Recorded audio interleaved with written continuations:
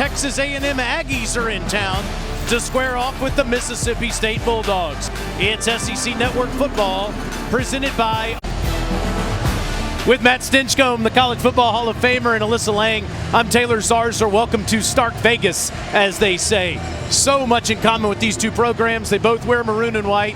They're both 3-1. Heck, they both used to be called A&M Aggies, but their offenses couldn't look any different in the first 4 weeks of the season. Totally different approaches. You look at Texas A&M, they've had to transition at quarterback. Max Johnson, now the starter for the Aggies, making his third start now. Mississippi State, a known commodity in Will Rogers. In fact, one of the best performers at the quarterback position that you'll find at the collegiate level. He could take over first all time in the SEC statistically as a passer.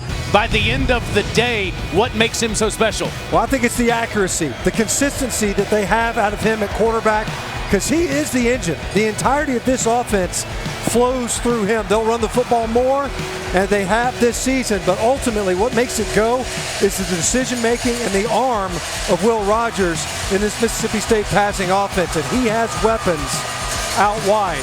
He's done an excellent job, not only as he's grown in that role, but also his understanding of what they want to do offensively.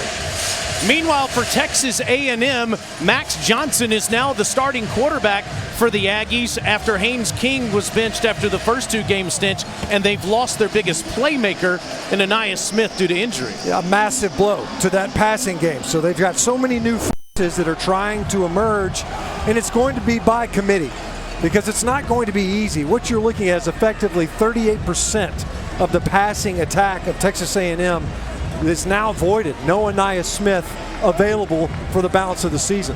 For more on how the Aggies overcome the loss of Ananias, let's go down to Alyssa. Yeah, guys, I asked Johnson that same exact question. Who steps up in lieu of losing Ananias Smith for the remainder of the season? He said given the work that this entire group has put in since the spring, he's confident in every single one of them. He said their preparation will allow us to move them in and out of position, in the slot, on the outside. I asked him about somebody like a Moose Muhammad. He called him a freak athlete, saying he can go up and catch a lot of passes that a lot of guys can't. He does a great job of creating separation and has prepared so well since the spring. He also added that they haven't really let Evan Stewart loose yet this season. They're looking forward to seeing how he can contribute. He also threw in Chris Marshall, Devin Price, saying every single one of our guys are playmakers. We can't wait to see what they can do today. Lou Griffin watches the ball sail over his head. This is the 16th meeting. State leads 8-7. They're 5-5 against each other in the SEC.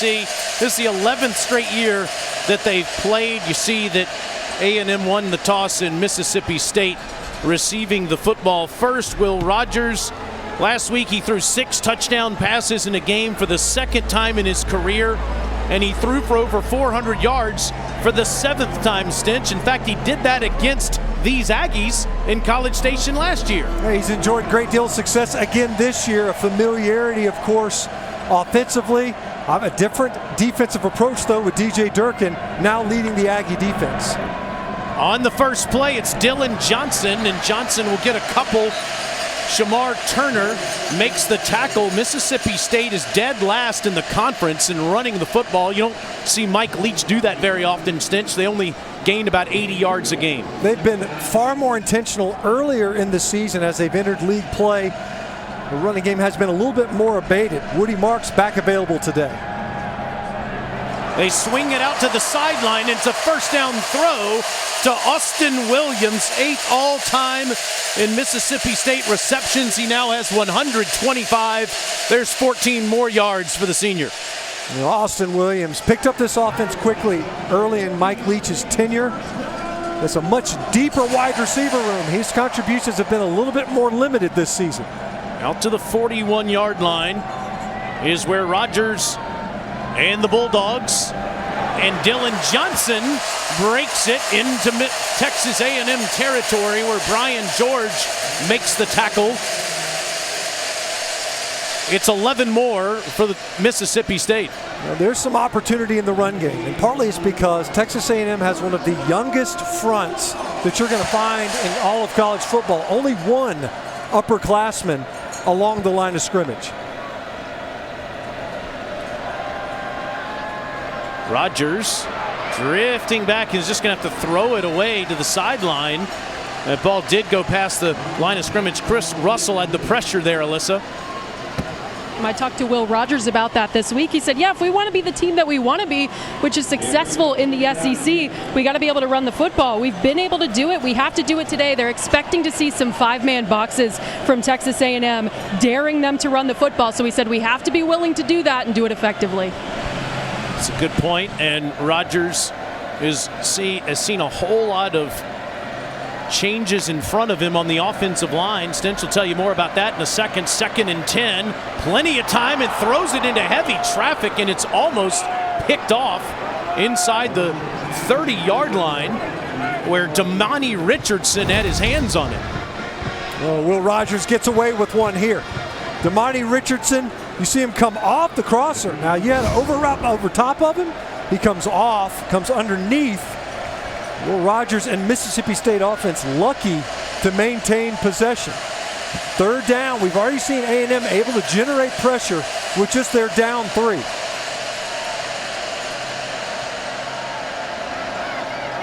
Rogers steps up underneath and it's dropped. It was Tulu Griffin. He would have been short of the 1st down, would have had to broken a tackle to move the chains, but it's 4th and 10. And Mississippi State will call their offense over to the sidelines and punt it away. We talk about the offense running through the passing game. Drops are big, huge in fact. Big for most offenses, but none more so than Mississippi State's because of the focus in the passing game. And one thing to watch is Aniyah Smith out for the season. That means someone else is going to have to pick up the slack. That's Moose Muhammad waiting for this punt from Archer Trafford. Moose, the sophomore from Charlotte, North Carolina. Trafford, one of 2 Bulldogs punters, gets it to Moose, and he makes a fair catch at the 14-yard line.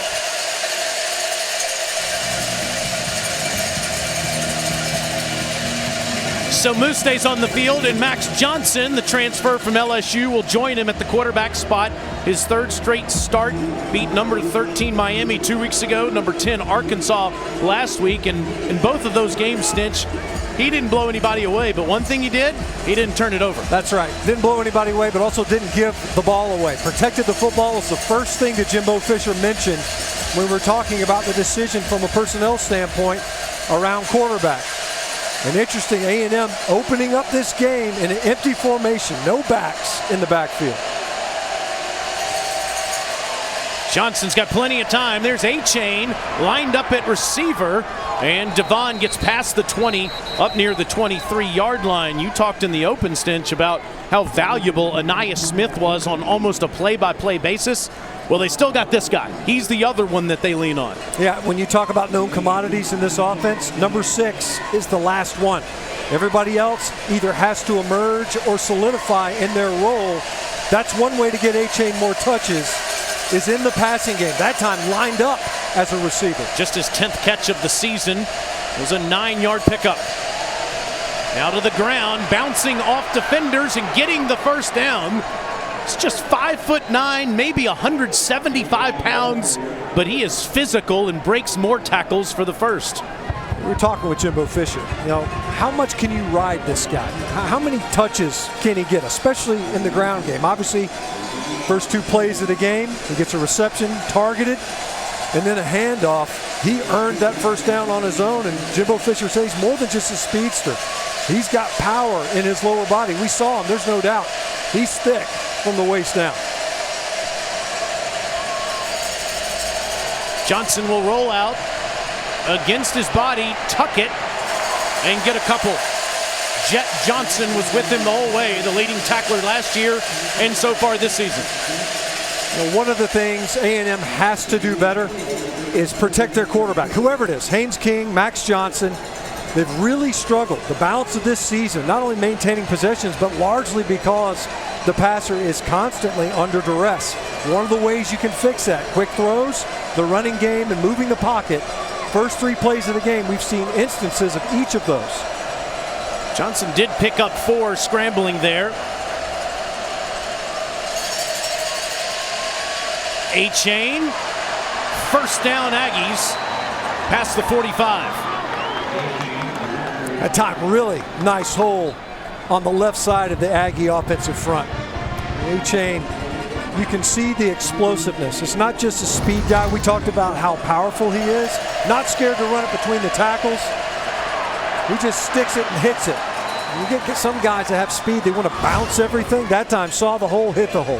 Aggies are one of the more inexperienced offensive lines and defensive lines in all of college football. Jimbo Fisher is confident that these guys are getting it up front, getting better each week.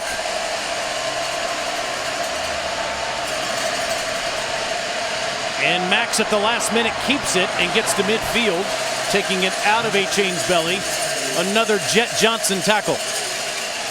Really slow, really patient mesh right there. Made Jet Johnson ultimately make this play, but before that, the defender had to commit to the mesh point, meaning that handoff where you're deciding whether you press it into the back's belly or you pull it. That time, Johnson did a great job. You have defenders right in your lap, pull it late, pick up what you can.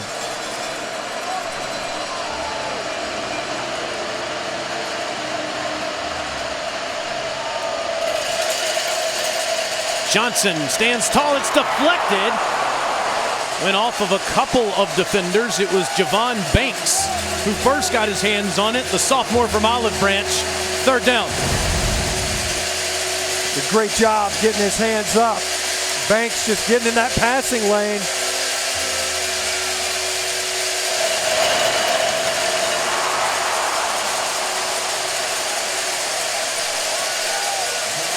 Listen to these cowbells clang in Starkville.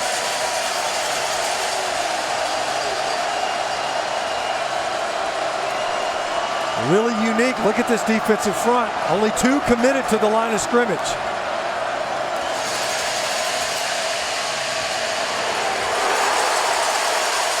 A-Chain out of the backfield, drilled by DeCamerion Richardson. Fourth down.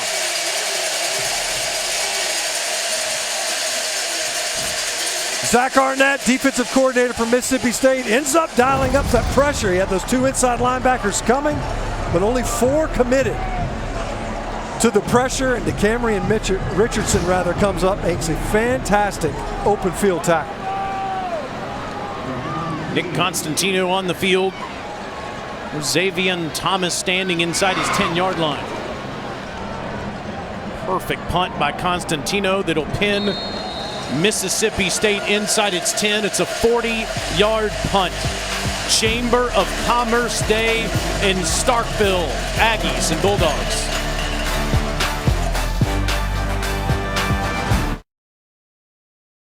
Is presented by Allstate, reminding you that football season is mayhem. Mike Leach and Mississippi State playing the Texas A&M Aggies today. Coach Leach, 61 years old in his 3rd season at Mississippi State. 14 wins, 14 losses, 6th among active FBS coaches. He's got one of the best quarterbacks in America that tosses the football to Jaquavius Marks, who picks up 3. Woody, as they call him, missed the game last week due to a leg injury he sustained against LSU. He gets tackled by Damani Richardson, 2nd and 7. We touched on the keys with DJ Durkin from a defensive standpoint for the Aggies. One was tackling, the other was to make sure they don't allow that run game to get going. Trying to get the ball on the perimeter there, an excellent edge defense. On 2nd and 7, they throw it out to the left side, and it's complete to Ra Thomas. Thomas is just short of the first down, where he's tackled by Jalen Jones. You see the accuracy of Will Rogers, the anticipation, knows where he wants to go with the football early, and that'll come in handy today because of that reshuffled offensive front. Nick Jones, the typical starting left guard, out at left tackle now. Dollar Bill Johnson out. And of course, Stephen Lasoya, who is the backup center, in there at left guard. On 3rd and 1, it's a completed pass for a first down. It's Rufus Harvey, who got 5 yards. Knee was down at the 22. Great effort by Rufus Harvey after the fact. Looked at it, kept that knee up, ultimately grazed the grass. Regardless, a conversion. They were robbed of a conversion early because of a drop. sophomore from Starkville, making 2 consecutive catches. As Jalen Jones was ready for him, and Jones is shaken up there after that cut tackle. Rufus Harvey. He's made his debut against Miami a couple weeks ago. Has made an instant impact in that A&M secondary. We'll take a timeout on the field. Now for Saturday Sounds, brought to you by Sonos. 1st and goal. KJ's going to run it again. Diving, fumbles the ball, and Chappelle's got it. Tyreek Chappelle in the right spot as he hands it off to Richardson. Here he goes. Wow! Can you believe this? What a turn! A 13-point differential, really, in one play right there, with KJ Jefferson diving from the 5. Russell popping the ball out, Richardson getting it, giving it, or maybe having it taken away. That's right. As Chappelle originally had it and Richardson had it and scored the touchdown, and the whole game flipped in Arlington last Saturday. Jalen Jones did go off the field under his own power after getting hit in the head on that last play. 2nd and 7, and Rodgers takes a hit and throws it ahead to Woody Marks for a few. Alyssa, how about that Richardson-Chappelle touchdown last week? Yeah, I talked to both of those guys this week, and I said, Damani, it didn't look like a handoff. It kind of looked like you just ripped it out of his hands. And he said, yeah, it was about 50-50, me taking it from him and him handing it to me. I asked Tyreek to go through the play with me. He said, well, I picked up the fumble. All I saw was 100 yards of green, but it was a 14-play drive. I was kind of tired. I saw Damani coming, screaming, give me the ball, give me the ball. No one was going to stop him, so I gave it to him. Then he said, hey, man, you scored my touchdown when they came over the sidelines. Play of the year so far for A&M. It's a 1st down run for Mississippi State, but there are flags on the field.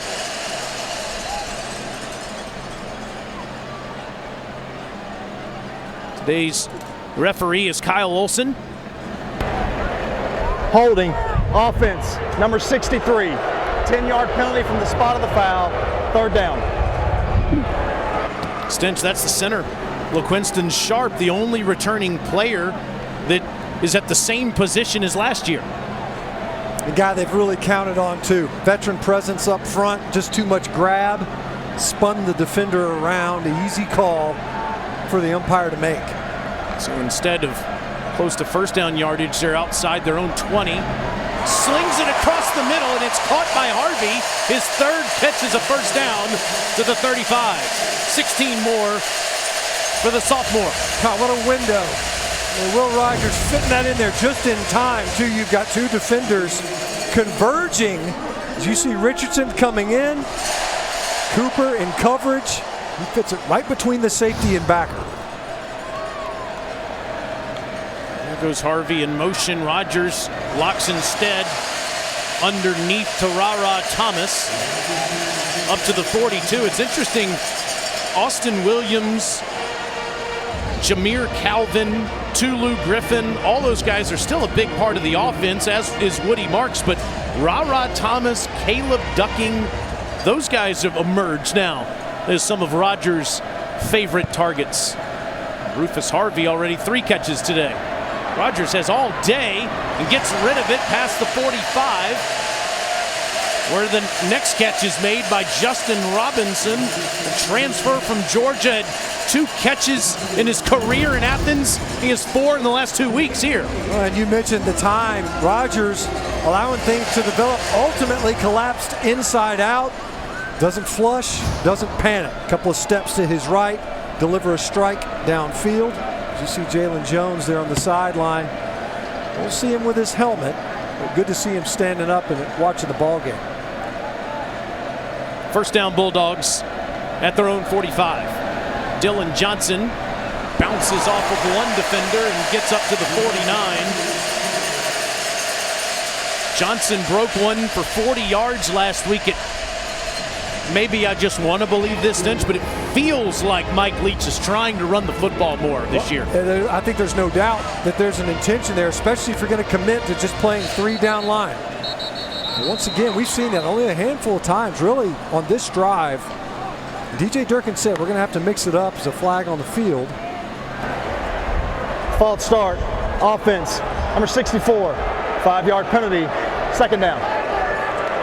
And it's Losoya starting, as you said, Stinch, at left guard today with Dollar Bill Johnson out. A guy, forced into the service, going to run the football again, right? Get a little antsy, want to get a head start on that run block. But what you have to do sometimes with these defensive coordinators and fronts where they say, look, we're going to try to drop 8 and control the line of scrimmage with just 3, you got to run them out of it. Mississippi State's been more intentional there this year. Here's a toss to Johnson. And he'll pick up a yard, maybe 2, where Chappelle, the cornerback, comes up to make the tackle. Now 3rd and 9. Well, one of the things to look for is the running back's alignment. When he's offset, Mississippi State lives in the shotgun. But when that back is about 1.5 yards, 2 yards behind in that offset, it's almost always a downhill run. When he's even with Rogers like he is here, obviously a 3rd down, it's a passing obvious. Rogers underneath to Marks.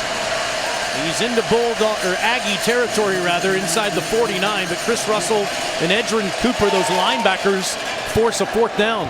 Well, as Mike Leach is the play caller and head coach, he doesn't have to consult really with anybody, right? So you make a play call knowing that, look, we're at midfield. This is 4-down territory. They didn't flinch. They're staying over the ball. You check that down, pick up what you can, and make it 4th and somewhat manageable here at midfield.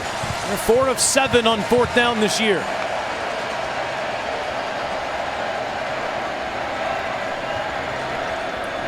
A&M's got Cooper, Edrin Cooper, number 45, sugared up in the line of scrimmage. He's coming. Running it, and Marks hits the hole hard, and it appears to be enough. Cooper tackled him right at the 45. Let's see where they mark this.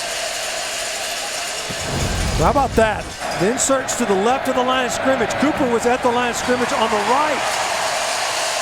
You run right at Chris Russell for the 1st down. Russell, the linebacker for the Aggies, was off the line of scrimmage. You call that a bubble. Run it into the bubble. There's no D lineman right there. There's a void. The left guard climbs up. That time Stephen Losoya climbs up, covers up Chris Russell. Enough for the 1st down. Takes guts to go for it on 4th down outside your own 45. And then on top of that, run it. Here's the 14th play of the drive for Rogers.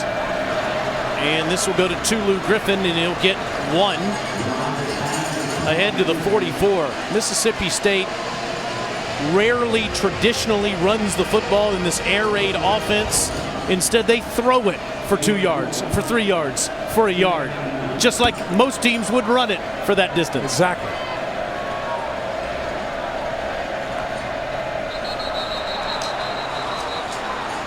Third penalty on this drive so far. False start, offense, number 57, 5-yard penalty, 2nd down. That's both guards now, but that's Cole Smith. He's a regular starter in there at right guard. Looked like Mississippi State was working on the clap cadence. Cole Smith just a little bit early, son of Brad Smith, great football player, spent some time with the Miami Dolphins in the pros.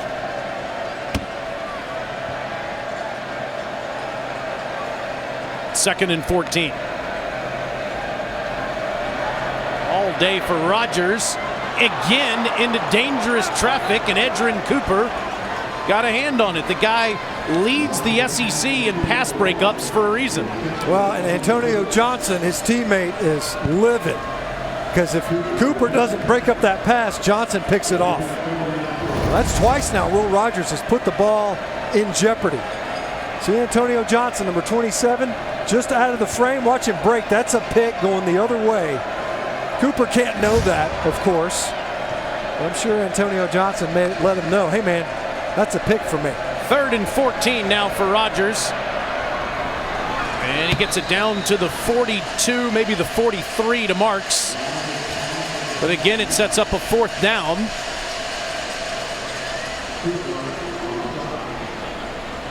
Coach Leach has Will Rogers staying on the field for now. Here he comes. Yeah, and that's got to be incredibly frustrating, right? Offensively, plenty of time in this game, of course, but you convert a 4th down, great run play, right?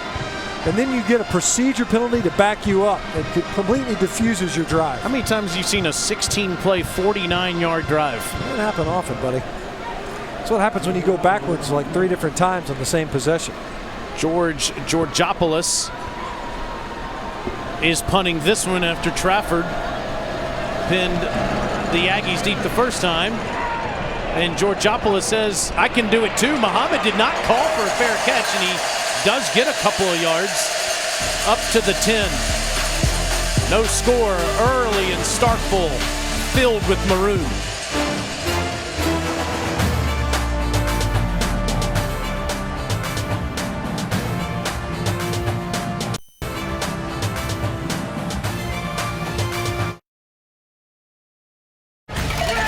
Coming up at 7:30 Eastern, number 1 Georgia is in Columbia squaring off against Mizzou in our SEC Saturday night matchup. It's also available on the ESPN app. I would imagine you have some angry dogs after they didn't have their way with Kent State last Saturday. We saw that in Athens, and I don't know that I've ever seen a team lose the way Mizzou did to Auburn. That crazy finish on the Plains.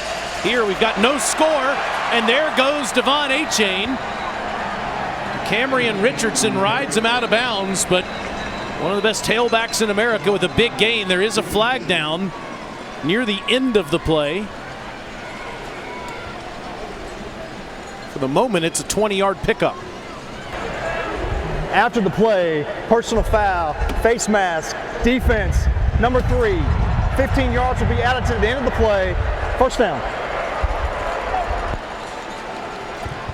You talk about, so you have your opponent pinned deep. You let him out of the gate with a nice run. And this happens sometimes. You got cut loose there towards the end, right? You get a running back. They usually, oftentimes you'll see it's like a joint face massage, right? The running back gets his hand up there in your face mask. You put your hand on his face mask. That time it was just Richardson grabbing the cage of Achane. I'm not signing up for that.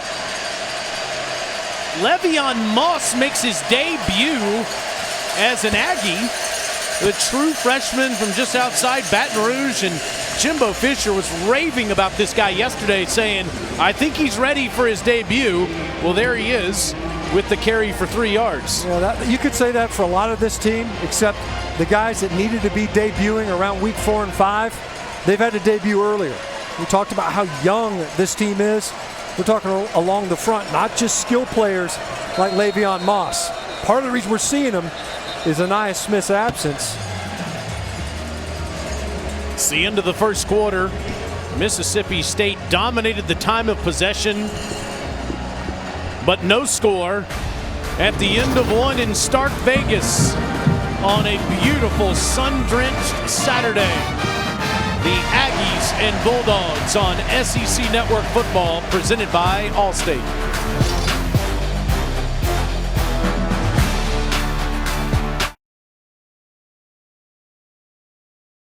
Welcome with this studio update brought to you by Arby's. Alabama off to a quick start against Arkansas, up 14-0. Bryce Young takes this in. He's also thrown a touchdown pass, but moments ago left the game pointing to his shoulder. We don't know his status, but it's 14-0 tie. Thank you, Dari. Here, Max Johnson throws behind the line of scrimmage, lateraling to Evan Stewart. And he lost his momentum there, and he goes ahead to the 46-yard line where Jackie Matthews was waiting for a tackle. It's 3rd down for Texas A&M. Against Mississippi State in the second quarter. So far, Mississippi State hasn't brought more than 4 rushers. Spent a lot of time making sure that they've got plenty of defenders to handle the route tree. Now, only 3. You see now 5 guys in the tackle box. Johnson all day swings it out to Achane, and he's game tackled short of the first down at the 46-yard line. The Camryn Richardson was first. Back to the bench go the Aggies. And number 3 for Mississippi State came to play.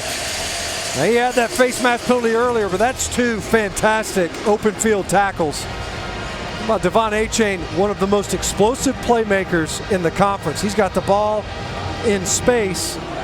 That's an intimidating proposition. Richardson's been up to the task repeatedly early in this game. Thomas back deep for Mississippi State, waiting on Constantinu. Thomas saw the chance, but is tackled short of the 20. This one's being played tomorrow afternoon because of Hurricane Ian. Quarterback Anthony Richardson in Florida host Eastern Washington at the Swamp. Coverage begins at noon Eastern on SEC Network Plus and ESPN Plus. To watch the game, go to ESPNplus.com or download the ESPN app. Thinking about everybody, especially in the Sunshine State, from the Gulf Coast and throughout that state, that have lost power and had damage to their property. Encourage everybody to help the rebuild down there. What has been a trying week. Brian George is in at cornerback, replacing Jalen Jones. And Mississippi State is committing penalties left and right in the first half. It's just inexplicable. False start. Offense, number 58. 5-yard penalty. First down. It's already 5 of them, Stinch, for 40 yards.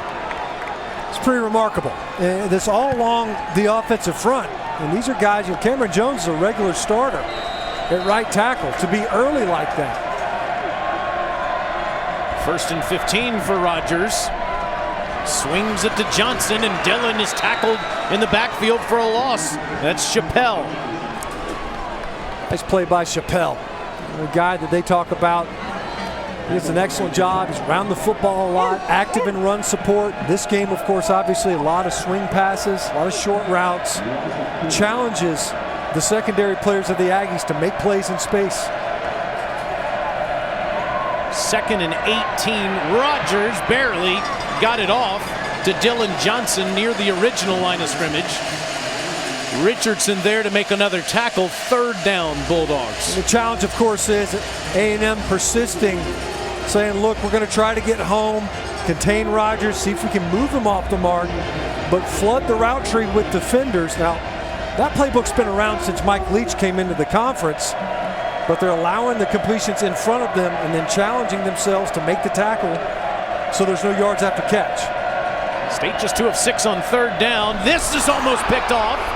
It was Johnson who was thinking about the end zone. That's 2 of them Johnson's had his hands on. Trying to get it to Jaden Wally. It looked as if Wally just shut it down on the route. See Richardson, that's the 2nd would-be pick that he's had. That's 3 different near misses for the Aggie defense in this game. Rogers on different page than Jaden Wally on that route. Johnson, who was the SEC Defensive Player of the Week last week, is off to a hot start today. Georgopoulos at a 35-yard punt. The first time, Muhammad stands at his own 40. They'll have a chance at this one. Here comes Moose around the corner and stays on his feet inside the 40. Mississippi State wanted a block in the back. They're not going to get it. The Aggies have terrific field position when you come back.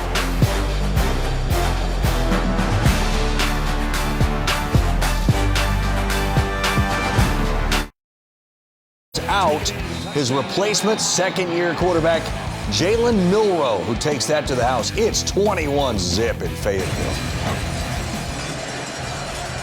Hope Bryce is okay. Milroe has looked good as a great athlete, more of a running threat for the Tide. Those are 2 SEC West foes that these 2 schools know well. The Aggies have great field position starting this drive inside the Mississippi State 40, and A-Chain is free down near the 25. He has truly been a one-man wrecking crew so far. In that time, that ball was intended to go outside. What A&M does is they're creating angles at the point of attack. They're trying to pin down on the outside blockers and then pulling the inside blockers outside to escort A-Chain to the perimeter. Instead, what A-Chain does is he gets downhill. Watch him run into that void. Bounces out of that big scrum. Nobody gets wrapped up on him. You better bring a friend. He doesn't look that big, but if you're going to get him on the ground, it's going to take more than one. He has 61 of A&M's 70 offensive yards so far, and he's got the ball here inside the 20, down near the 17. Before the game, Jimbo Fisher was talking about the loss of Anais Smith. Other players were going to have to step up. So far, he's riding the other guy he's been using all season. And on this carry, now this is 5th rushing attempt. And you look at his career at Texas A&M, the most attempts he's had in a game was 20. That was last year versus South Carolina. This is only A&M's 7th trip to the red zone in 5 games. It's one of the lowest totals in college football. A-Chain finds another huge hole. He fumbles the ball, though, and it's picked up by the Bulldogs. Colin Duncan forced the fumble.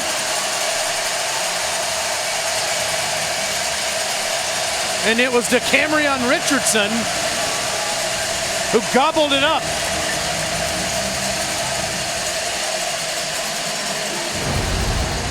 Hey, Richardson, have yourself a day, buddy. Watch Duncan. So he's raking. That ball's already out. He was still raking for it. The ball was out early. Richardson's there to be the beneficiary. 3 fumble recoveries this season for this Mississippi State. Look at the hole. A-Chain's just picking his way. Great job. That ball came flying out before the scrum even arrived. We just got done talking about it. Devon A-Chain, they got to get him touches, but it has been entirely his show. Both catches, Devon A-Chain. All the carries, largely Devon A-Chain. If it isn't Max Johnson, we've seen 1 carry by one other guy, and that was by Moss, a true freshman. Bulldogs start at their own 6.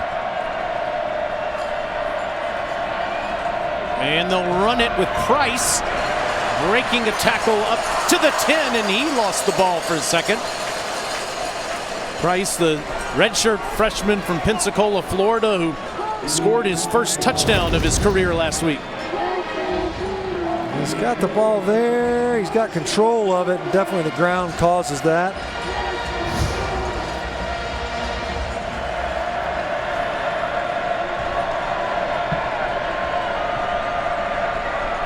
Rogers throws the one-on-one ball, and it's a great catch by Ra-Ra Thomas. 20-yard pickup. It's just a matter of time. You talked about it earlier, Taylor. Mississippi State will kind of dink and dunk you, then they take a shot. That time, Thomas does a great job of fighting back through the defender for the ball. Beat Brian George, who came in the game for Jalen Jones after he was injured in the first quarter, and it's Marks running hard past the 40. About that, you get back over the football. This is not a high-tempo offense, but over the football quickly. After a big gainer, they throw a couple of body blows, run right up the middle.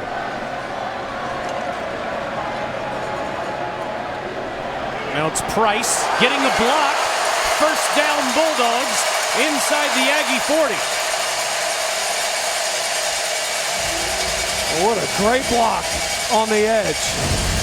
They do an excellent job of capturing the edge, and Woody Marks does a great job getting up there. Not just a great ball carrier in number 7. A&M, as you see, they're being allowed to substitute. Fans don't like it, but if you sub offensively, the defense has to be afforded a chance to sub as well. It's a 19-yard pickup for Price on the last play, and as you said, both of them are back there again. Fake to Price this time. Rogers surveys the entire field and eventually dumps it off underneath to Justin Robinson for a few. It looked like he was looking to hit a slant right now. Instead came off of it wisely. A&M had that well defended, pulled it down, and just gain what you can. Right now, Mississippi State in that rhythm. And this offensive drive sparked by the big catch by Ra-Ra Thomas on the outside. Price goes out. Dylan Johnson comes in to join Marks in the backfield.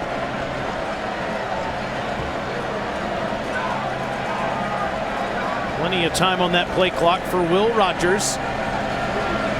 And that is his 900th completion of his collegiate career.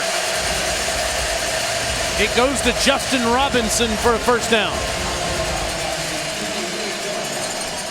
He's more than just proficient. This is a guy, the accuracy, the decision making. We talk about it though in this game. He's gotten away with a few throws in this one. But right now, very much in rhythm and in a groove offensively. He passed Chris Leak, the former Florida Gator, for second all-time in SEC completions. And he's got a couple dozen to go to get the record that Aaron Murray holds. Dancing all over the place on this play, looking more like Johnny Manziel, and it was incomplete. Edgerrin Cooper was all over him in the backfield. You see Rogers, the clap there, a little bit of frustration, trying to keep that one alive. That's a couple of passes now where he's had to scramble around to try to extend the play. Cooper, one of the few veteran players, albeit still just a sophomore for that defense, that has some experience in their front 5 or 6 defenders. Second and 10 Bulldogs at the 28. Dylan Johnson right through the big hole. First down Bulldogs near the 11.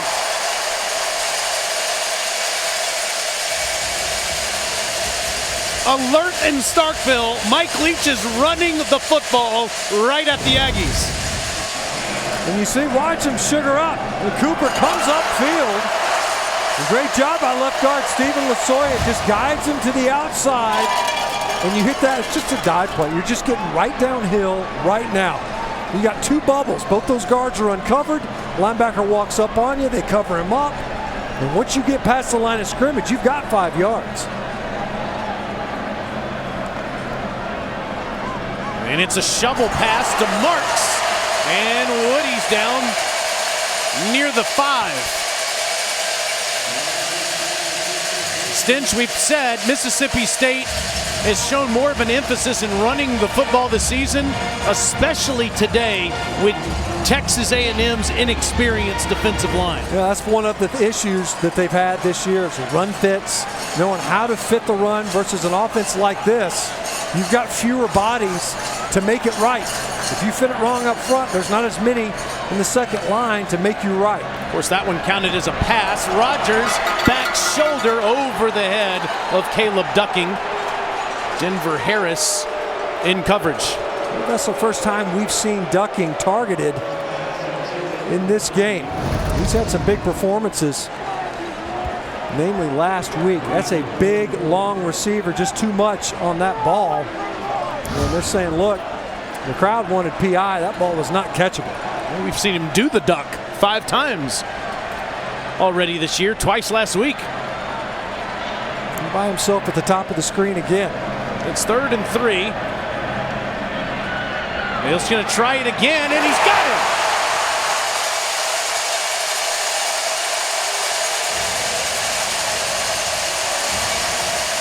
Cue the duck.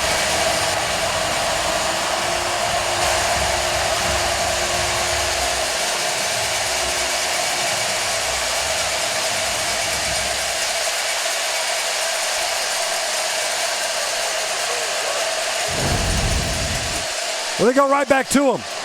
Last time it was thrown to the corner, this time back shoulder. You see it right there, right? A big, long receiver. Hard to defend, a big rangy guy. We were down there with him. He's every inch of 6'5". Mississippi State has scored 13 straight touchdowns in the red zone. They don't just clang and clang, they quack and quack. 7-0 Mississippi State.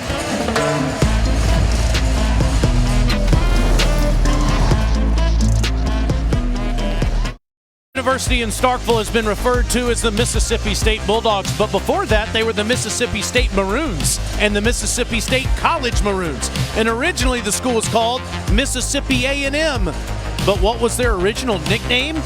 The Aggies. That's right, the school originally decided on that nickname as a way to pay tribute to the agricultural training the school offered to its students. Everyone can see that these two schools share the same exact colors, maroon and white, but they used to share the same nickname too. Hard to imagine that right now with this school so synonymous with that Bulldog. It's kind of crazy, right?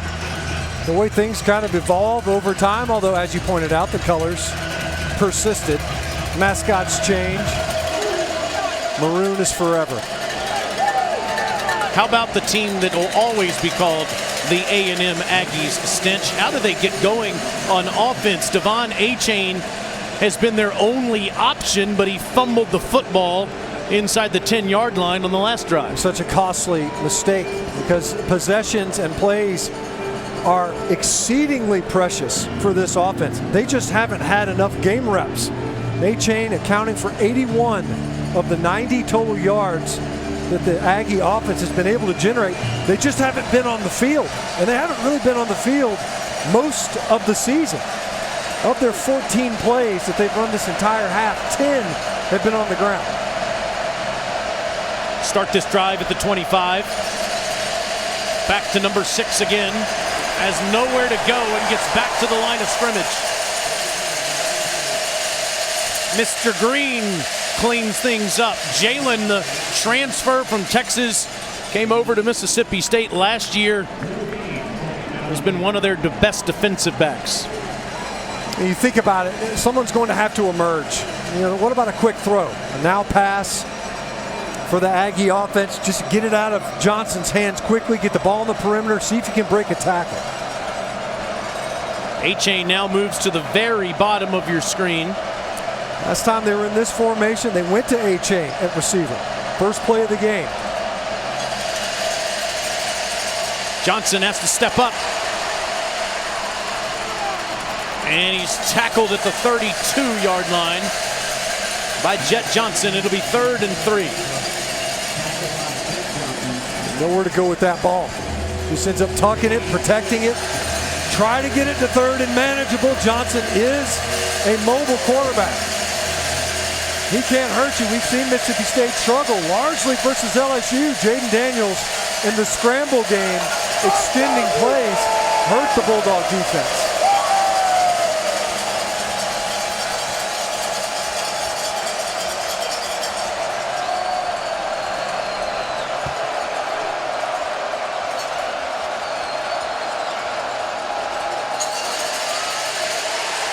Johnson escapes the pressure and gets drilled as he delivers the ball. Nathaniel Watson almost sacked him once and then finished him off as Johnson was getting rid of the ball.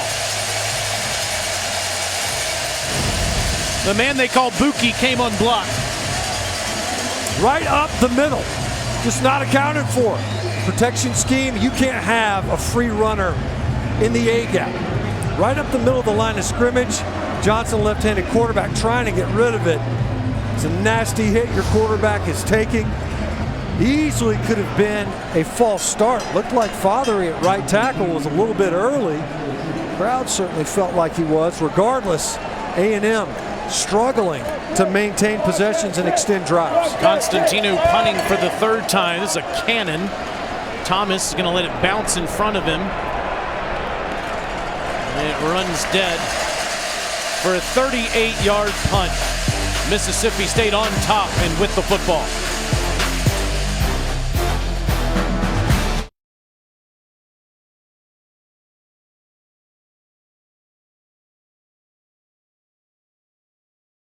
Mississippi State lead Texas A&M 7-0. The 1st and 10 line is brought to you by T-Mobile.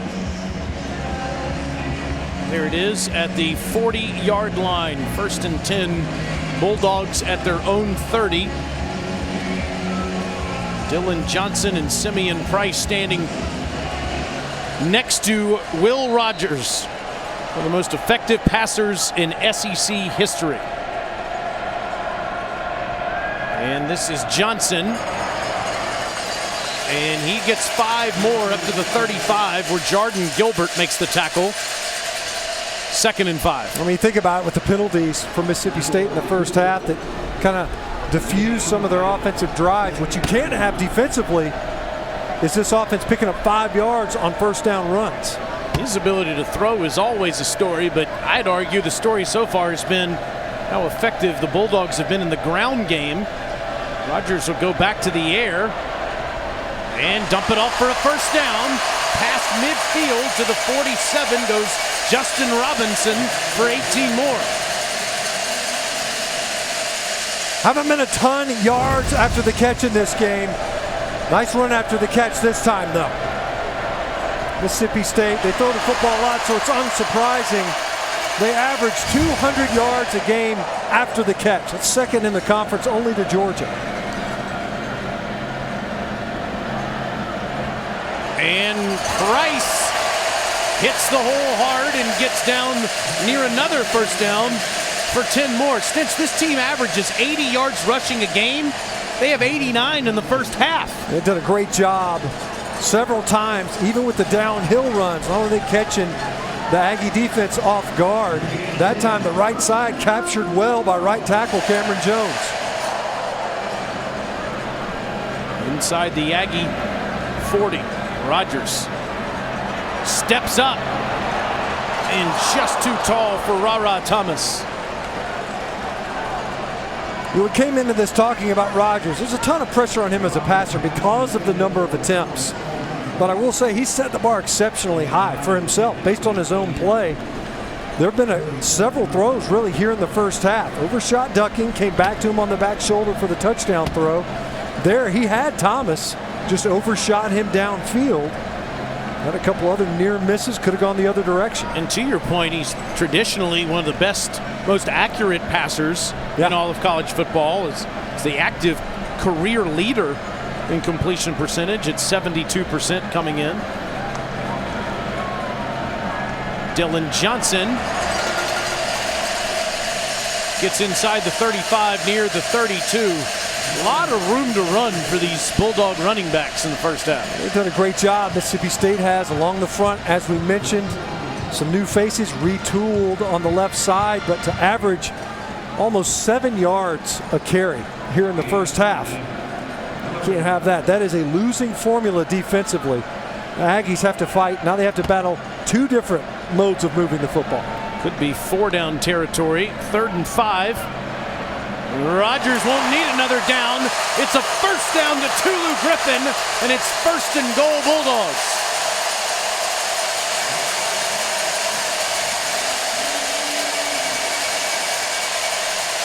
"27 yards for the man from Philadelphia, Mississippi." And Rogers got his offense quick, up to the line and over the ball.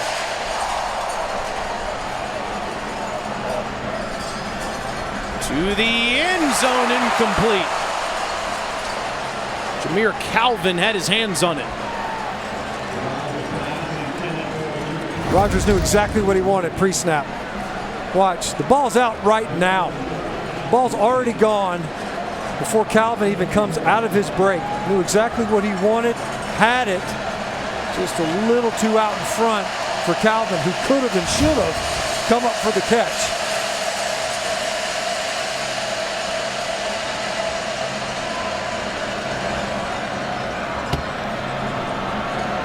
Johnson,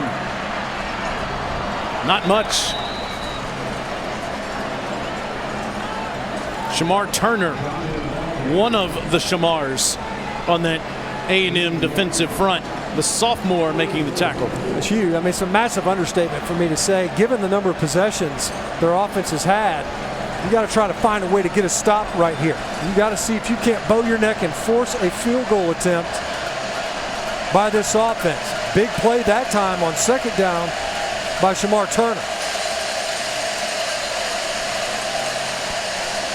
It's a 45th offensive play for Mississippi State in this half.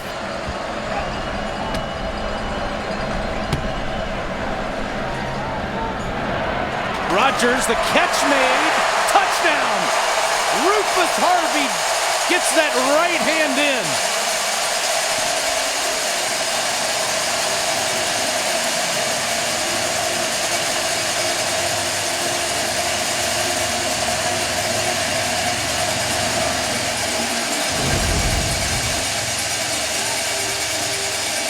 See him just in and out, pivot right out of that route.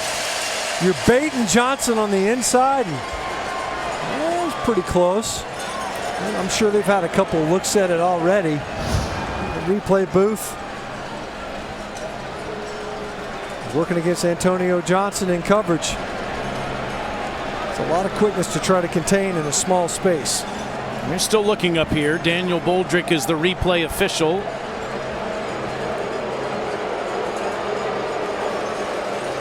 That leg was very close to the surface.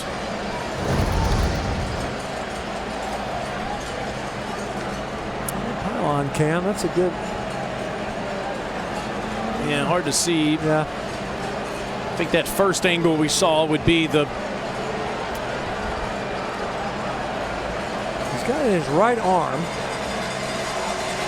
And it's hard. I mean, you could see where his knee would have touched, but you can't tell where the ball is. The ruling on the field of a touchdown is under video review. This might be the best look at it. Watch his left knee here.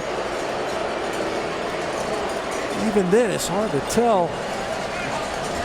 Or his left elbow, for that matter.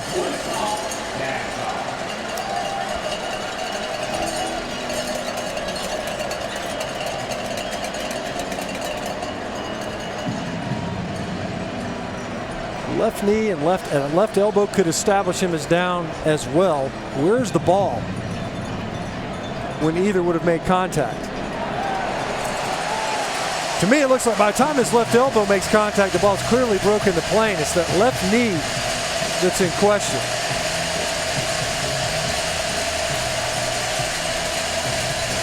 That looks like 6. I don't see that left knee is down early enough. Not enough to overturn. Right.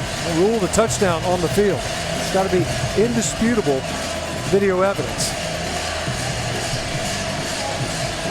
If it stands, Mississippi State has scored touchdowns on 14 straight red zone trips. And you think about it, the thought is, a quote-unquote air raid offense, they need space. You're throwing to the open grass, but then now you're playing on a condensed field in a red zone. They have been remarkably proficient in this area of the field. After video review, the ruling of a touchdown stands.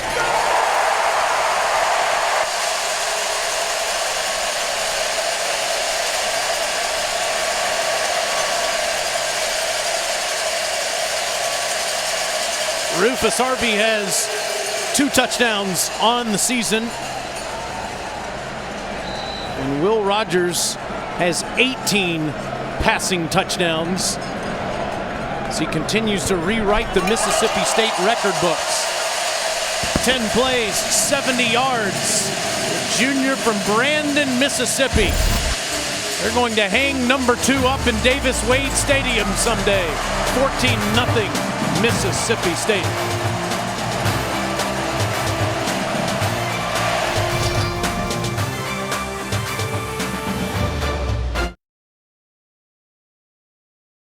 Welcome in. Auto Owners Insurance halftime report coming up in a bit. We will show you some issue potentially with Bryce Young and how Alabama's doing against Arkansas right now. Take you around the top 25.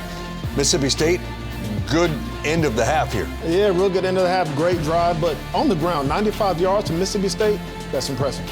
And A&M less than 100 yards of offense. Guys, we'll see you shortly. Thanks, Starry. Looking forward to that.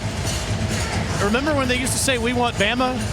Now, those guys in the end zone paint up, "We want App State." Of course, the Aggies lost to them earlier this season. Here comes A-Chain. He gets through there. And if anybody's going to bring the Aggies back, it's going to be number 6. That's a 43-yard return. Couldn't come at a better time. You don't have much time to work with. 3 timeouts, though, and a ball at midfield because of the efforts of this man. Not just a great runner at the running back spot, receiver out of the backfield. He's been lined up at receiver today, the majority of the offense, and now a fantastic kick return. 50 seconds left in the half. You got 3 timeouts, and you get the ball first to start the second half. Seems like it's critical to get some points here. Opportunity here, right? The challenge has been all game long. Can you just pick up first downs? When you execute here, keep your pocket clean. See if you can't pick up some yards on a first down run. If you're going to keep it on the ground, where can you crease this Mississippi State defensive front? We've seen A-Chain. He's gotten loose a couple of times. They got to deal with the Cowbells in their first true road game of the season.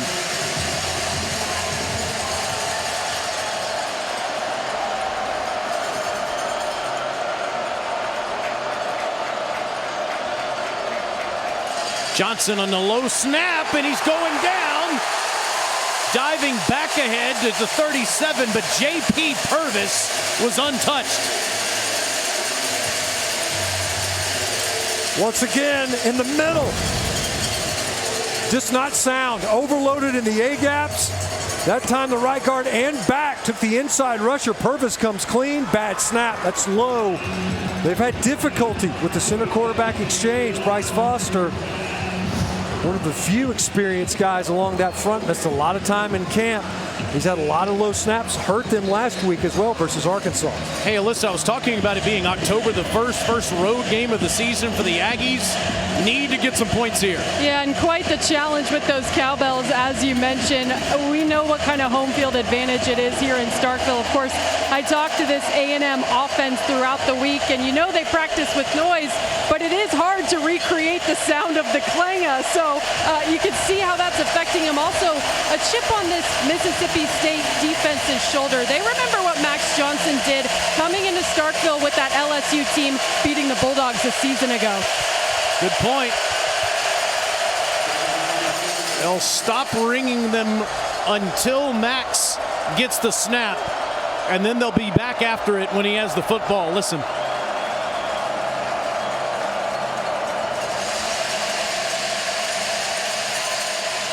Throws a dart to Moose Muhammad, and Muhammad has the first down inside the 40. Clean pocket. One of the few times that Max Johnson has had the opportunity to operate from a clean pocket. Delivers a strike to Moose Muhammad, who has to bounce back from a rough performance last week in the victory over the Razorbacks. Came in a key time to push the ball downfield. 24-yard pickup for the sophomore from Charlotte. It's only the 4th completion for Max in the first half. Drifts back, throws into double coverage, and incomplete. Was looking for Moose again. That ball came out of Max Johnson's hand, kind of funny that time. Fluttered a little bit.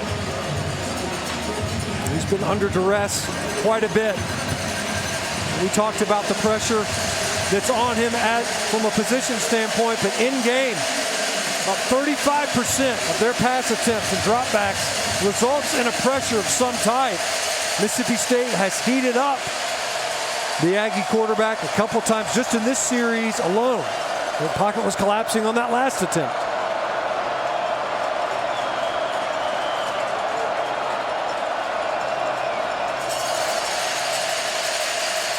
Johnson underneath. First down for Donovan Green, the big tight end, breaking a tackle near the 23-yard line. That's 16 more. Well, we talked about Mississippi State needing a tackle in space. A&M just took a timeout. Donovan Green, the true freshman, how about that run after catch? Secure it and get upfield right now. Aggies want to make sure they're able to capitalize on this opportunity, and Green's over there a little bit shaken up after that play, but all this was set up by Devon A-Chain's return. Broke that thing all the way to the 50. Gave the Aggies a short field. They weren't able to capitalize on a great field position earlier. Can they do it here right before half? A crucial offensive possession where the plays have been precious, sparse for the Aggies offensively here in the first half. Got to get some points if you're Jimbo Fisher. You get the football first in the second half. 23 seconds left with one timeout.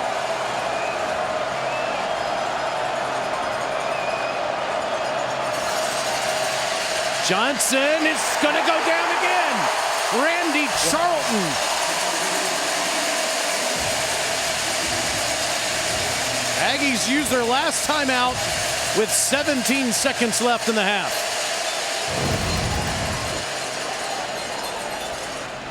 Jet Johnson coming off the edge. He ends up gaming on the inside. Great job late, because that ends up opening it up for Randy Charlton. Texas A&M, their third and final of the half. Able to get that sack. Timeout. You get in the red zone. 2-minute drill. No negative yardage plays. No sacks. You got timeouts to save you. As you see, they're now banged up. Stinch, that's Jordan Spazovic Moko. He's listed as the backup right guard, but he's been seeing some action today with Bryce Foster not able to play every snap. Foster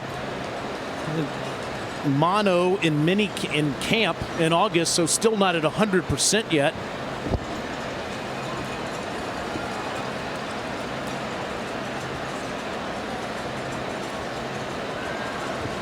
Sophomore from Australia.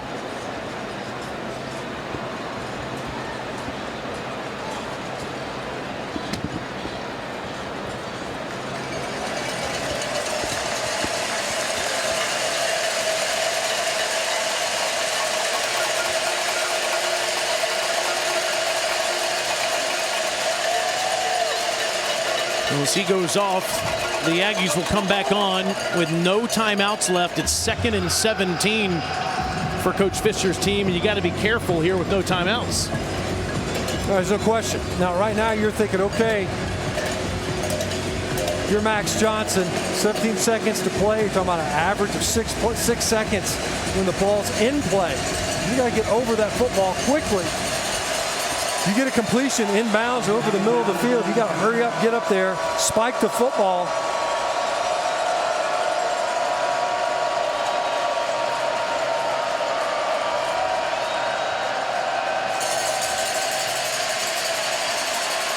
Johnson to the end zone, incomplete. And here come the flags. Yeah. Chris Marshall was covered up by Jackie Matthews.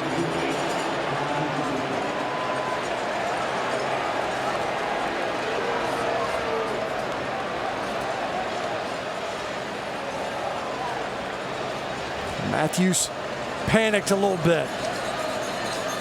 You could see Marshall fighting back to the ball. Pass interference, defense, number 8. 15-yard penalty, automatic first down. 6th penalty on Mississippi State in the first half. 7 seconds. See Matthews trying to fight back across. Matthews felt it.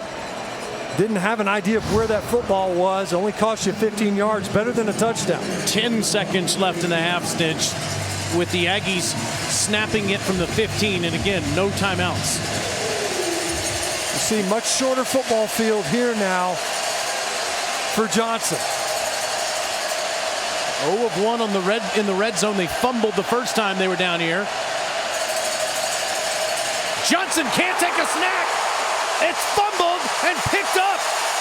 Buki Watson caused it, and Tyrus Wheat recovered it.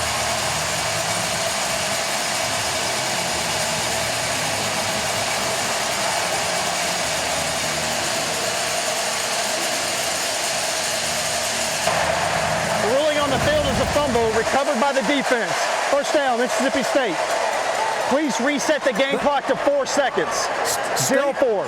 State's been attacking the A gaps over and over and over again. This time it's a twist game. Bring 2 second-level defenders. There's confusion between the back and the guard. Who's picking up who?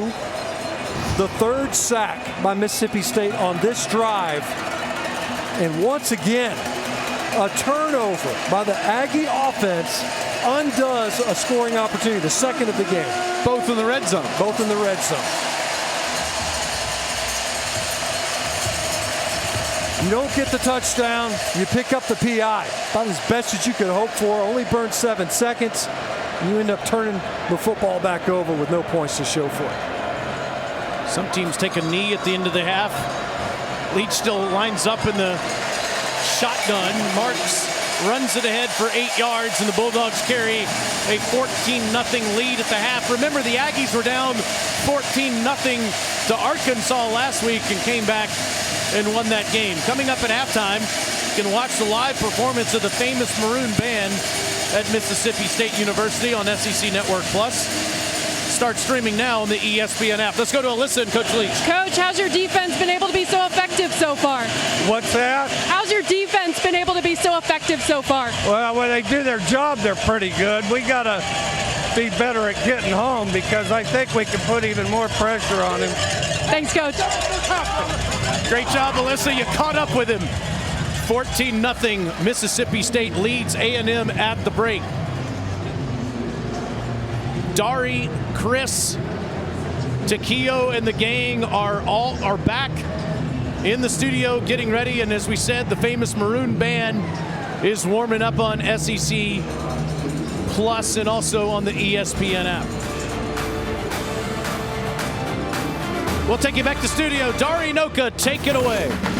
All right, TZ, we do like to call Ben Watson the gang. It is the Auto Owners Insurance Halftime Report. It's good to have you with us. Good to be here, Mike. Yes, indeed. All right, how about Alabama and Arkansas? And yes, indeed, letting loose. Alabama's never beaten half, which is Georgia, #1 team in all the land, in Columbia. Ball State, Mississippi State doing the duck today as the Bulldogs lead the Aggies 14-0 at the half. With the College Football Hall of Famer Matt Stinchcomb and Alyssa Lang, I'm Taylor Zarzer. Mississippi State has been cruising offensively all season while the Aggies continue to search for that offensive identity. More of the same in that first half. Yeah, and the difficulties more than anything else is that when they did get the ball, which was not very frequently, they get it into scoring position both times in the red zone. They come away empty-handed due to takeaways. Credit the Mississippi State defense for being resilient, but the Aggies have to find a way to capitalize. And among the highlights offensively for Mississippi State, able to find Caleb Ducking after 2 attempts to him to the right side of the formation. You stick one in there. Rufus Harvey gets in there. And, of course, we talked about the turnovers. Colin Duncan stripping Devon A-Chain. DeCamerion Richardson coming up with the recovery. And then the pressure. Max Johnson gives up the football. Tyrus Wheat comes up with a recovery to defuse right at the end of the half. The lone bright spot there, seemingly outside of the other possession for the Aggies. And those are the first half stats brought to you by Bear. Those 2 turnovers were critical with the forced fumbles on the bottom of the graphic. Mississippi State owning the time of possession. Aggies do get the ball first. And A-Chain fields at the 6 at a great return in the end of the second quarter. This time he gets down to the 23. Let's go down to Alyssa. Yeah, guys, Matt Stinchcomb essentially repeated what Jimbo Fisher just said to me when I asked him how they can generate some more offensive momentum. He said, well, we've been able to move the football. It just comes down to those turnovers. He said defensively, pretty simple. We have to get off the field. Meanwhile, Alyssa, we have injured players for both teams that are down near the 25-yard line.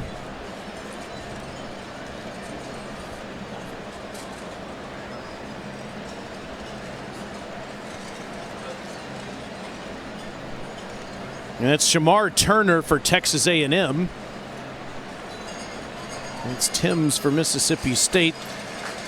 Sherman Timms, the linebacker, seemed to be okay.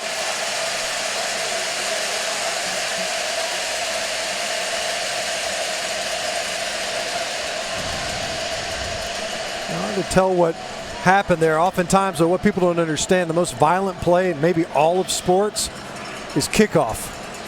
The return team, the coverage team, a lot of collisions out there. You would have to think that Max Johnson is going to have to be more effective in the passing game in this second half, Stinch. Just 5 of 8 passing for 50 yards in the first half. Well, another playmaker is going to have to emerge for this offense other than Devon A-Chain. I mean, literally, you stop number 6, you stop the Aggie offense right now.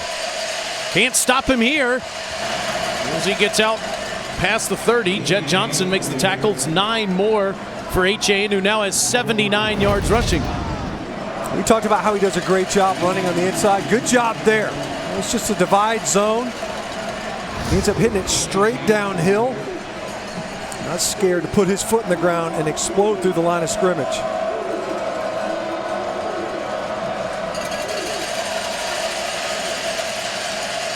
A first down run for Devon up to the 34. Stinch Typically, when you have a world-class sprinter on your team, he's lined up near the sidelines, not running between the tackles. This guy is an all-American track star for A&M in the 100-meter, 200-meter, and the 4x100-meter relay.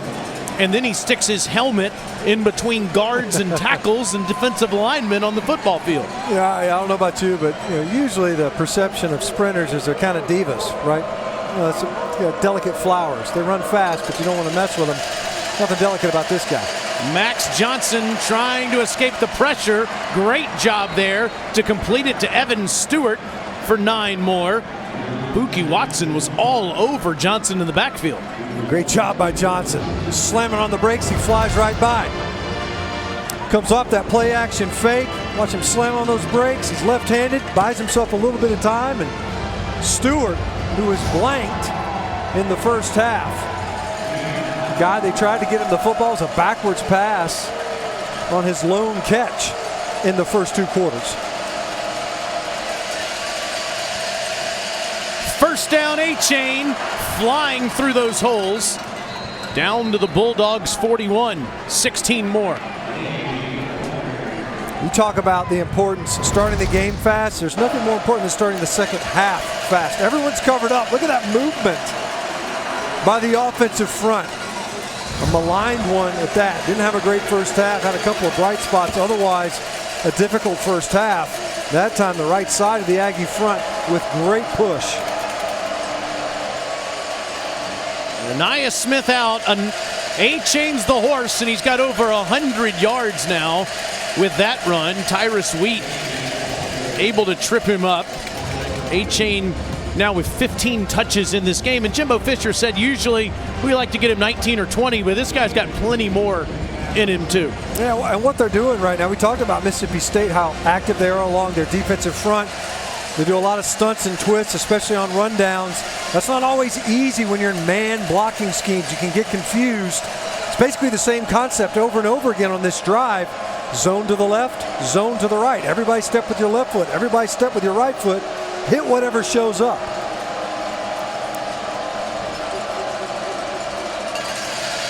Bulldogs show pressure. A-Chain not able to get the edge. Jalen Green with the tackle.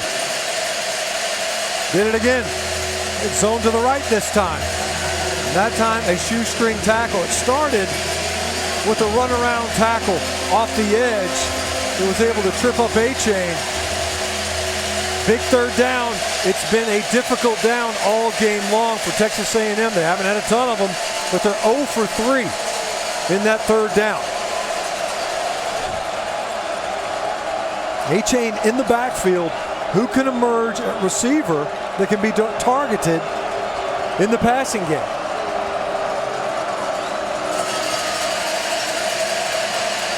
Johnson incomplete.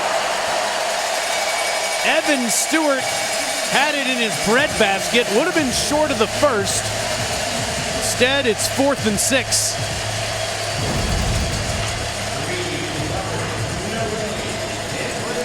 Jet Johnson right in Max Johnson's face. Regardless, Stewart still should have come up with it. It didn't matter. A&M saying, look, we've had limited possessions. Let's go for it. It's the first time all year they've gone for it on 4th down.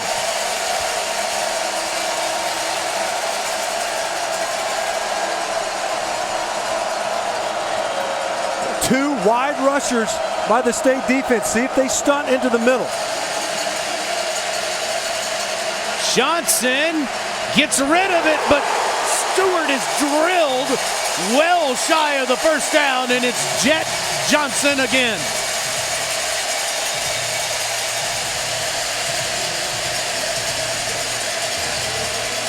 Buki Watson, Jet Johnson. Johnson's 8th tackle. Trying to get the ball to Stewart, the true freshman. Mississippi State pitching the shutout against the Aggies. It's the turnover on downs after another tackle by Mississippi State's defensive leader, Jet Johnson.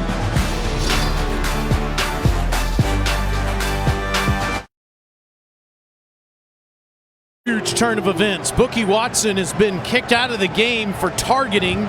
He launched with his helmet here on Max Johnson, Stinch. Watch this. Yeah, it's all the elements. Really stupid play by Watson. I mean, you're off the field right here. You launch, head or neck area, defenseless player, the whole deal. And so not only are you out of the game, but you just gifted your opponent a first down. And he's going to miss the first half here against Arkansas next week, and he has wreaked havoc on the Aggies so far today. A really, really poor decision on what has been a strong performance from Watson. It's not necessary.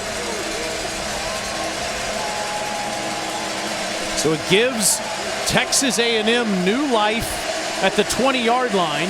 This is their third trip to the red zone. They're 0 for 2 today with 2 fumbles.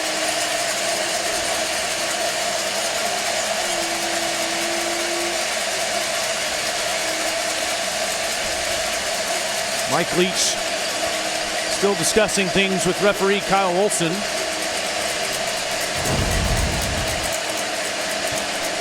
Johnson was buying time. The pressure had flushed him out. And you see Watson there. There's no disputing that was the definition of a targeting play.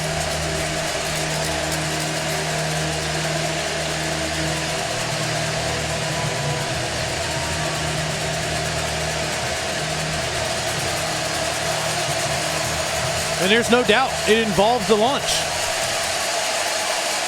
And keep in mind, the flag didn't come out on the field. The booth saw this. They initiated that call, and correctly so. Huge play, big impact. J.P. Purvis in there now for Buki Watson. False start on Texas A&M.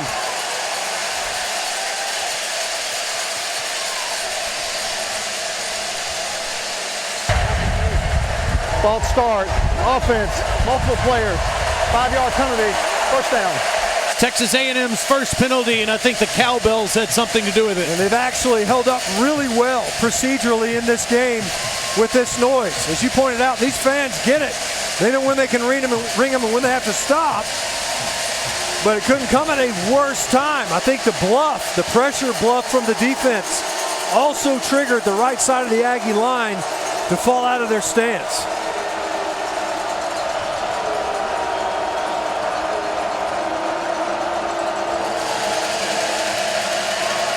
Johnson slings it out there, complete to Chris Marshall. It's a pickup of 9. It'll be 2nd and 6.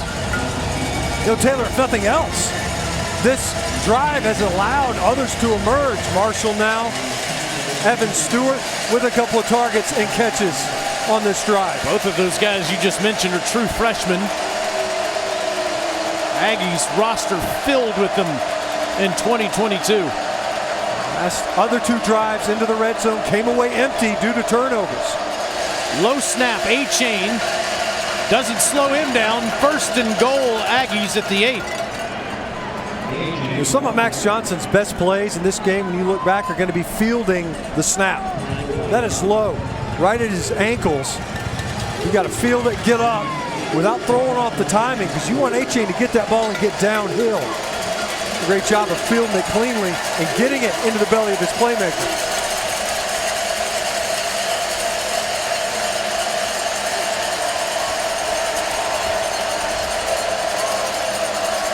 That's Stewart singled up at the bottom of your screen.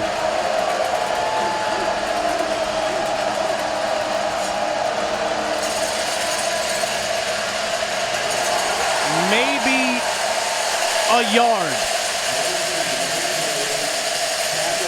Nice job by the Mississippi State front right there. They were loaded up on the right side of the Aggie front. Cameron Young, quietly one of their best defensive linemen. They get his name called a lot. He's making his 17th straight start today. A great job of anchoring inside, especially when they only have those 3 down linemen. This time a 4 down front for Mississippi State. Tyrus Wheat there on the edge, number 2. Another bad snap. Johnson picks it up, throws it away.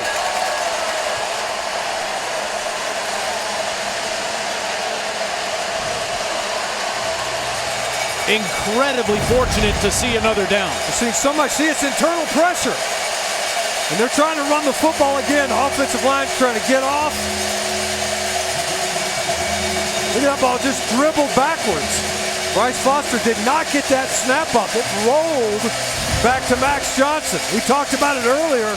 He was able to field it cleanly that time.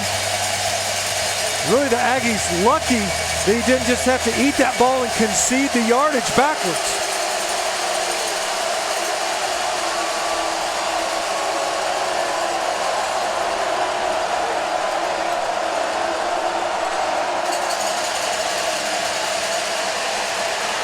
Johnson, it's dropped. Evan Stewart.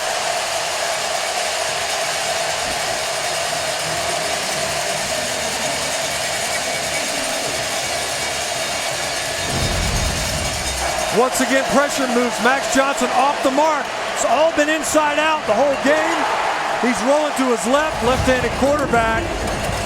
Tries to throw it back against his body and hits Stewart. Stewart got to help his quarterback out, doing everything he can. Come up with that catch. Randy Bond to put the Aggies on the board from 24 yards. And finally, Texas A&M has some points. But they're just 1 for 3 in the red zone today with 3 total points. Down 14-3 with 8:49 to go in the third quarter. Oh, so close.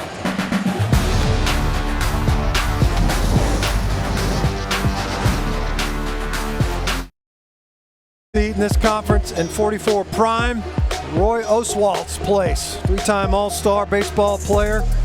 His joint's pretty nice now. Cool scene in there, a lot of grub, delicious grub in fact. A bucket of lobster mac, a tower of red velvet cake, and a mountain of regret. Oh, look at love that. This guy spent about 30 minutes face down in the feed trough. And look at that. Life's all about decisions. That's our statistician, Kevin Maloney, a Mississippi State alum. Pace yourself, man. Pace yourself. He had a rough night.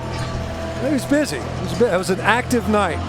It was come up for air, pal. It's like sitting next to a wood chipper. I gotta give Alyssa credit. She crushed the meal as usual. What came in fearless last night to that place. Here's the return by Tulu Griffin. Past the 25. It was an incredible meal, I have to add in on this. And I also enjoyed watching Stinch bully our statistician into finishing his steak. That was all that was encouragement. great. That was just encouragement. Don't miss this opportunity. My favorite part is Alyssa looking at Kevin. You see my plate? It's clean. Yeah, for real. I'm not going to order a steak and not finish it, y'all. Yeah, I'll tell you what, man. Ryan Jackson, that guy he's a mixologist of the stars. Dude's talented. It's a great town with great food. Love coming here to Stark Vegas. 14-3 Bulldogs up on the Aggies at their own 27-yard line, and Dylan Johnson is past the 30. If you've been flipping back and forth, watching that Alabama-Arkansas game, watching us, you may not know this, but Mississippi State has been committed to the running game. That's right, Mike Leach air raid. They have 107 rushing yards today. They only average 80 in an entire game, and here we are in the middle of the third quarter. Back to the air raid. It's ducking. Scored a touchdown and coughed up the ball, and here's Texas A&M's chance.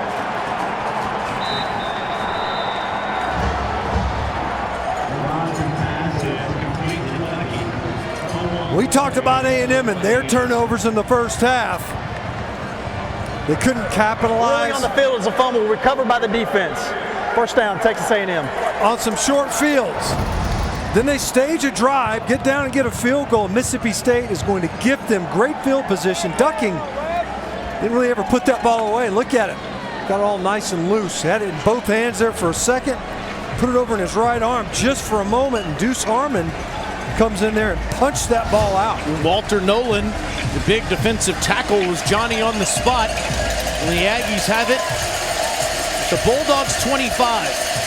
Texas A&M was going off the field after not converting a fourth down. Buki Watson targeted Max Johnson for a fresh set of downs. It led to an Aggie field goal, and now Texas A&M starts this drive at the Mississippi State 25 after the turnover.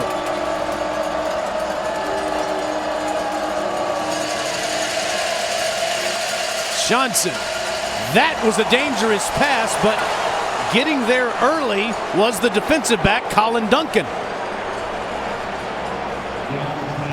A-Chain the intended target. You almost feel like if Duncan played the ball. Pass interference, defense, number 19. The ball he placed in the spot of the foul, automatic first down. So Duncan was playing for the breakup here. I don't know. He played through the receiver. Yeah, I don't know. Was it early? Because that ball was way upfield from Devon A-Chain. That's a fortunate call there for the Aggie offense. That makes more sense from that angle why Duncan wasn't playing for the ball. He didn't have a shot at it. Bulldogs played basically mistake-free football for a half. They've been making plenty in the third quarter. Defensively, especially here. A-Chain goes backwards. Sherman Timms. It's a loss of 6. That's the most Mississippi State looking linebacker I've ever seen. Sherman Timms. The flow is back in 2022. Did a great job of playing against Layden Robinson. Played right through his reach block. Got upfield, shed the block, got upfield, got that negative yardage play. You don't see A-Chain going backwards very often. You know, some of these procedural plays, bad snaps, and A&M have this habit of going backwards when they get into the red zone.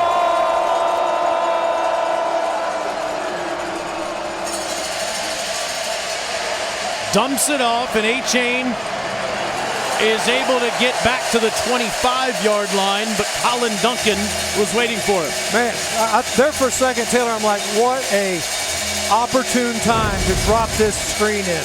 Haven't seen the screen all game. Pressure right now. Look at all the opportunity. Whiff out front. You get those big guys out front, you got to get on those guys. Colin Duncan just knifes through the would-be block. Great open field tackle. The Aggies have not converted a third down today.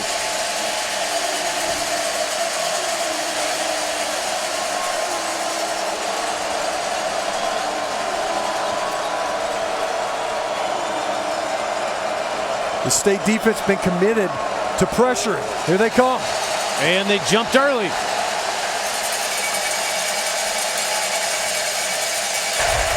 False start.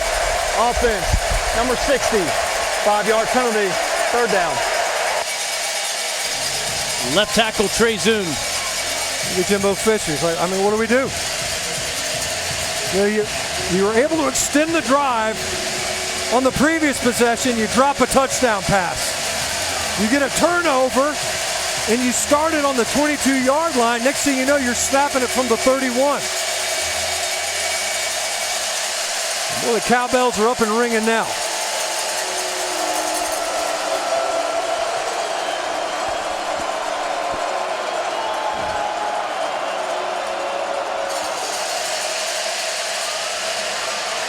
Johnson gets rid of it, takes another big hit, and it's a few yards for Chris Marshall to the 26-yard line.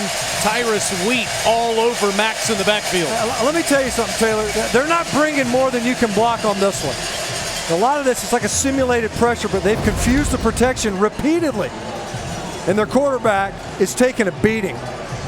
Now, how many times have we seen Max Johnson on the ground after these throws, run around for his life? Look at the back of his jersey. That guy's got a lot of Wade Davis turf ground into that 14. They're doing all that without the voice of their defense, Buki Watson, who was ejected on the previous drive. This will be the longest field goal made this year by Randy Bond. It's a 44-yard attempt. And it's blocked. It's picked up. DeCamerion Richardson.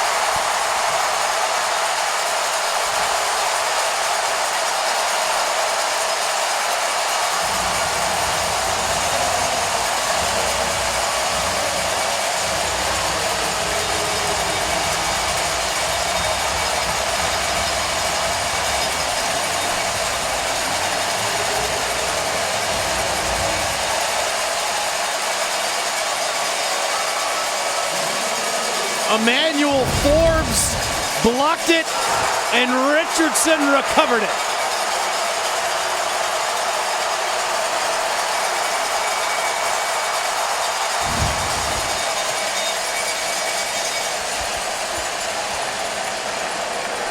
Stinchey's been a solid 3-year player for the Bulldogs. He has no interceptions in his career.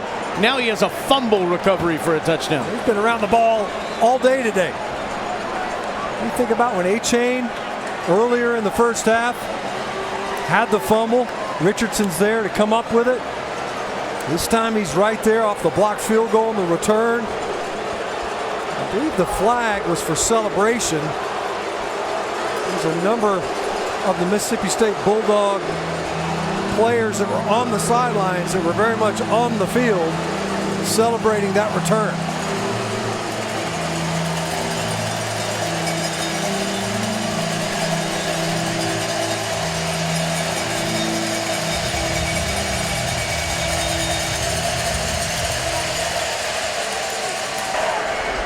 After the play, unsportsmanlike conduct on the recovering team.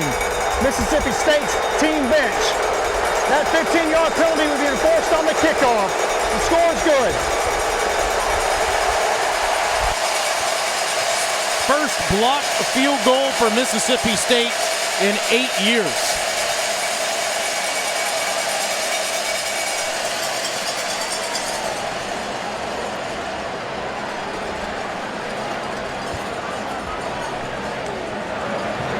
Rabin makes it 21-3.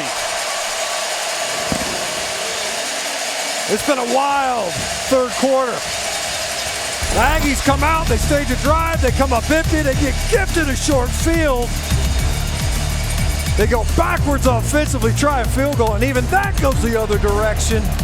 And the Bulldogs pick up a special team score.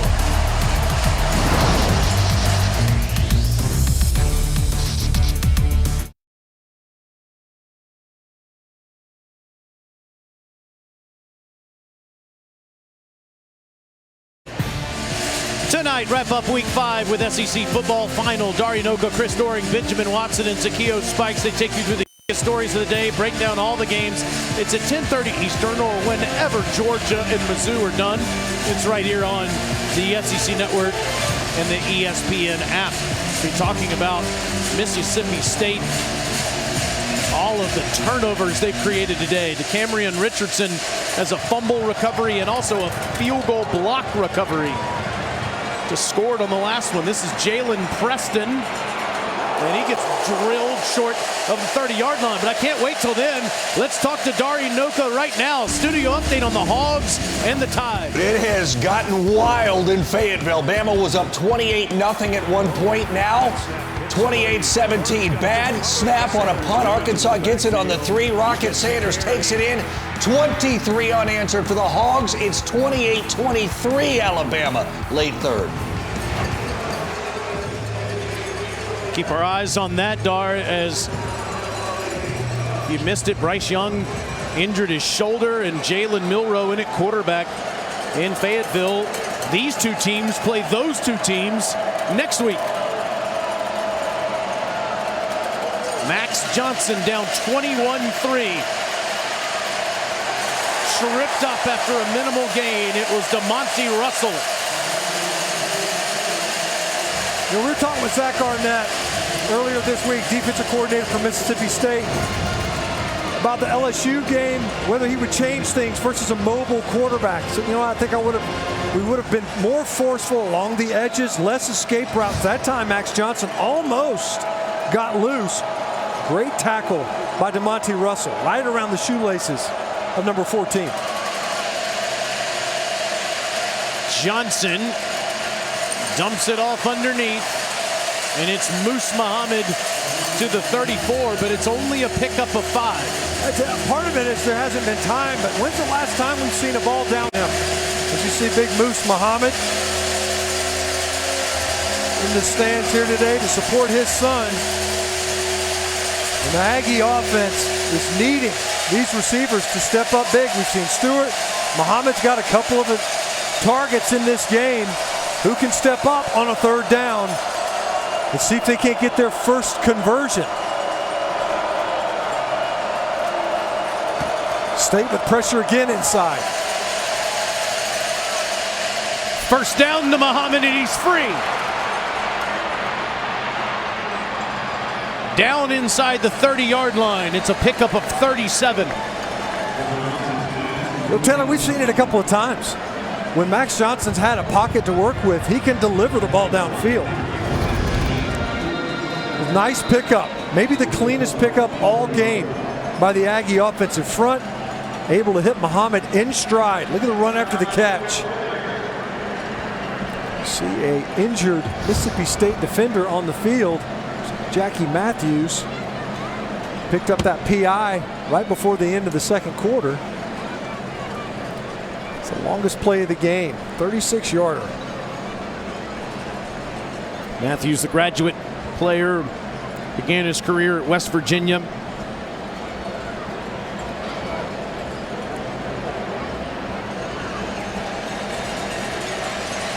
It was just a little shaken up. A little gimpy as he heads to the sidelines. So look at the second half so far. The Aggies go right down the field. They were aided by that fourth down targeting call. Came away with 3 points. You get a short field, you go backwards, you get your field goal blocked. But now you've got an opportunity. You've moved the ball, you get an explosive play, your biggest play on offense all game because of the blitz pickup. Now, can you execute in the plus side of the field? And this is where they've gone backwards. Musin and Krista nervously watching on. Moose, of course, had that incredible 14-year career for the Bears and the Panthers. Johnson slings it to the sideline to Stewart for another first. 12 more. Another nice pickup. Good protection, clean pocket, no pressure. And Mississippi State, all game long, they've been able to generate pressure, not just off the edges, largely right in the middle. That's right in your quarterback's field of vision. That time, they held up great inside out and on the edges, back-to-back completions. The Aggies have had the football basically the entire third quarter, but they're being outscored again. Johnson to Muhammad, touchdown.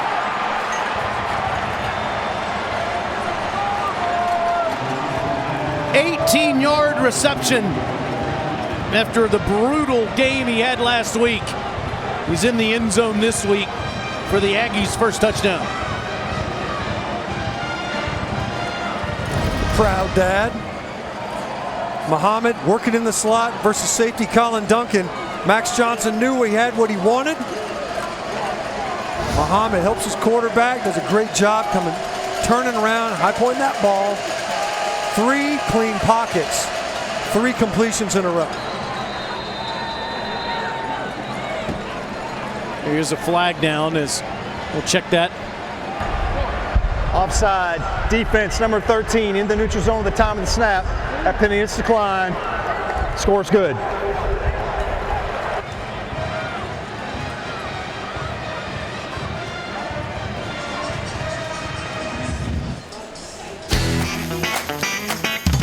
Wherever fun happens, Academy Sports and Outdoors is there.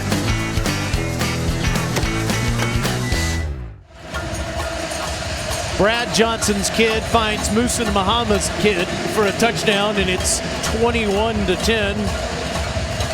Moose and Krista, a little bit of a smile on their face. He was one heck of a Michigan State Spartan before he starred in the pros for the Carolina Panthers, and he has become a huge member of our community in Charlotte, North Carolina. His wife Krista next to him.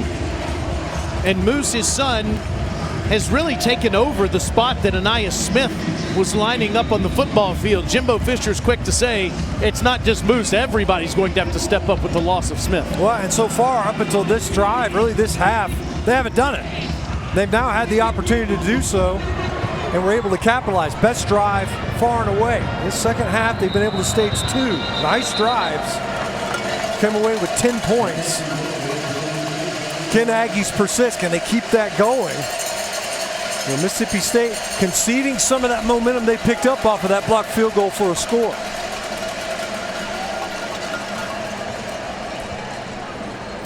It doesn't feel like we have seen Texas A&M's defense on the field this quarter, Alyssa. Yeah, guys, I've been standing on the sideline listening to some of the conversations that defense has been having, and Antonio Johnson has been bringing the energy on the sideline. Number 27, that defensive back for Texas A&M, after that last touchdown, going up to every single player he could find, saying, keep fighting, we got plenty of time. This is only the third play they've been on the field this quarter, and it's Dylan Johnson breaking tackles for 7. Kind of the inverse of what we saw in the first half, right? Mississippi State had the ball almost the entire first half. Now here in the third quarter, it's largely been A&M. 2 long drives, of course. A short possession by Mississippi State with the fumble by Caleb Duckett.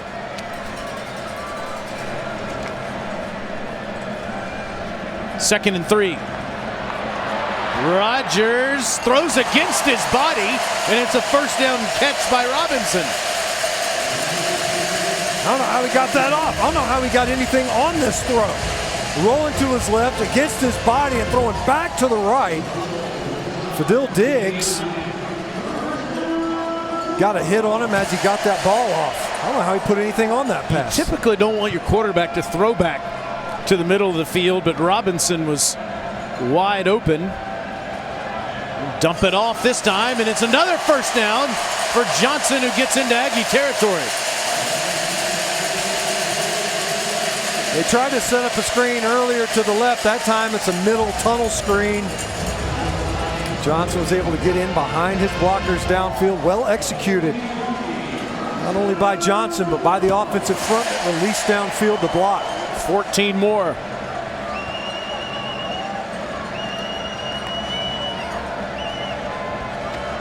Now they'll run it. And Johnson bangs in there for a couple more. Fadil Diggs on the tackle. Under a minute to go in the third quarter. 3-1 Mississippi State leading number 17 Texas A&M 21-10.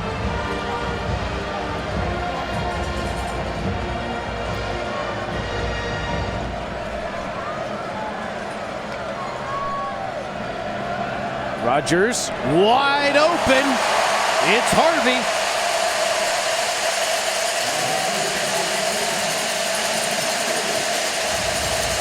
Two straight 14-yard completions. Well, 3 receiver side. Look, they blow up the wide receiver screen. So you play upfield, and one of the would-be blockers, he just releases out in the route. Johnson gets down inside the 26-yard line. Rogers now on the day 26 of 35 for 215 yards and 2 touchdowns. He needs 12 more completions to have more than any other SEC quarterback ever. And this is only the 3rd season he's been playing. We'll go to the 4th quarter after a wild 3rd quarter. It featured a targeting play, a couple of fumbles, a kick return that was blocked, and a touchdown by Moose Muhammad.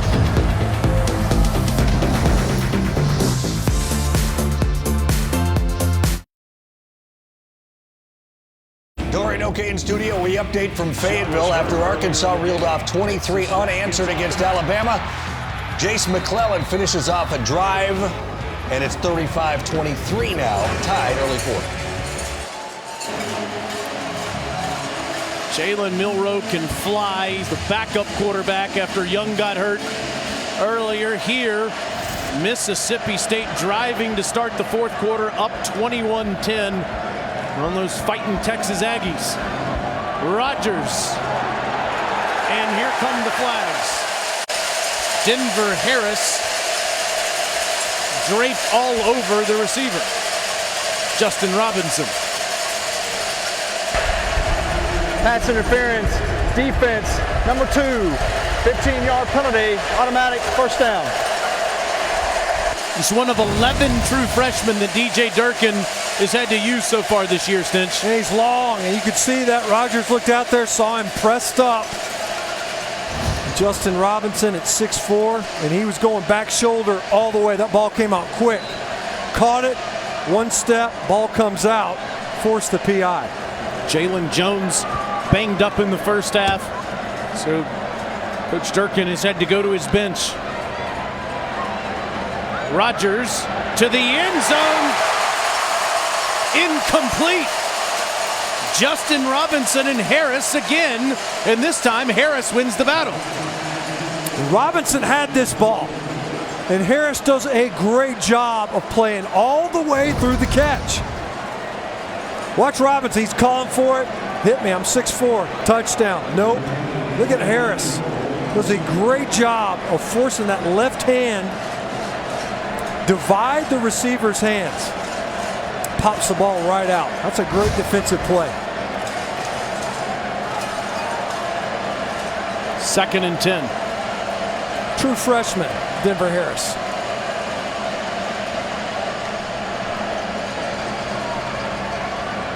Rogers. Robinson is stoned at the 1, but it'll be right near another first down.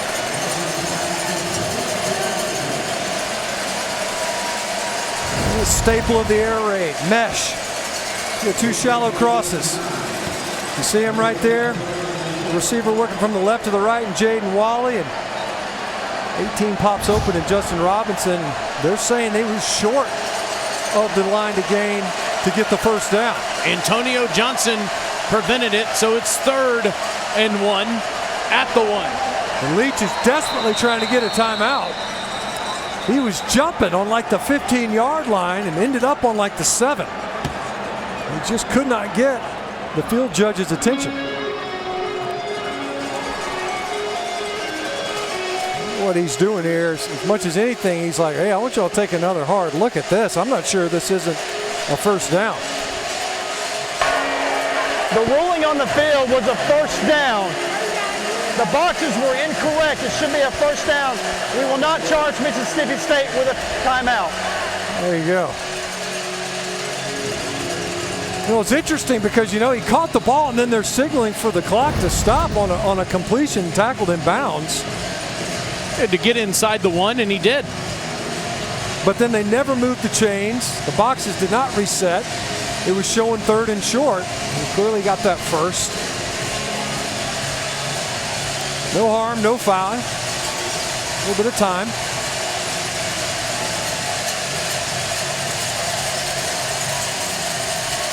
He's short of the goal line, but certainly got the first down yardage. Dylan Johnson next to Rogers. Moving to his left. And he is hit immediately, losing a couple. Fidel Diggs. It's a 2-yard loss. I mean, Diggs was in the backfield right now. Nowhere to go inside. Diggs was able to collapse from the outside. You see there, just nowhere to go up front. Not enough room. Really, Chris Russell did a good enough job. This is Stephen Lasoya, stacked him up. Aggies in the A-gaps again, inside out. Rogers misses the mark, looking for Jameer Calvin. You said it. Rogers wanted that ball back almost immediately. They tried to hit Calvin earlier. They were down here. They let him a little bit too much. That time that ball was too far upfield for Calvin. And as soon as he let it go, you could see Rogers started to clap. He didn't like that ball. 11th play of the drive. The Bulldogs get in the end zone. It's a 3-score game. If they don't, the Aggies would have a chance to keep it at a 2-score separation.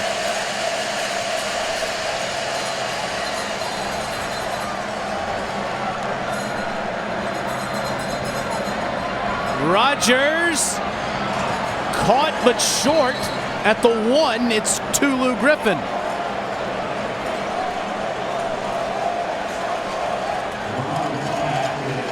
So as you pointed out, Taylor, what do you do here? As Tulu Griffin Makes it a great catch. You see Rodgers, he's saying we're going for it, right?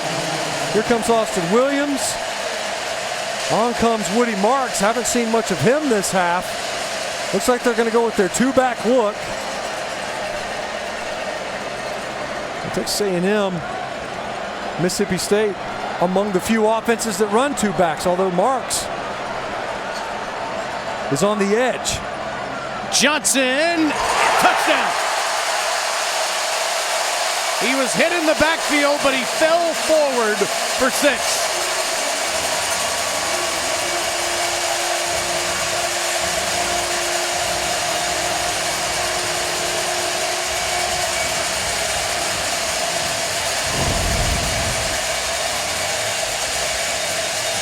Tyreek Chappelle, he's the unblocked edge defender on the backside of that play.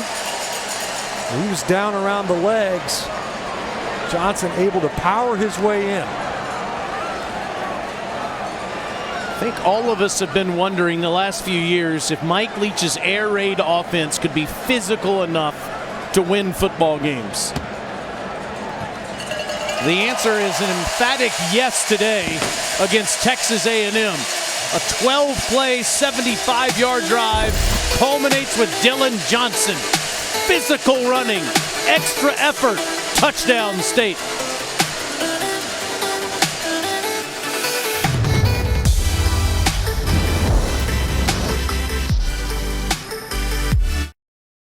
Caney, and tomorrow afternoon, quarterback Anthony Richardson and the Gators host Eastern Washington at the Swamp. Coverage begins at noon on SEC Network Plus and ESPN Plus. To watch the game, you can go to ESPNplus.com or download the ESPN app. And please help people affected by Hurricane Ian. Donate at redcross.org/ESPN to help the Red Cross prepare for, respond to, and help people recover from this awful natural disaster. The donation makes a big difference.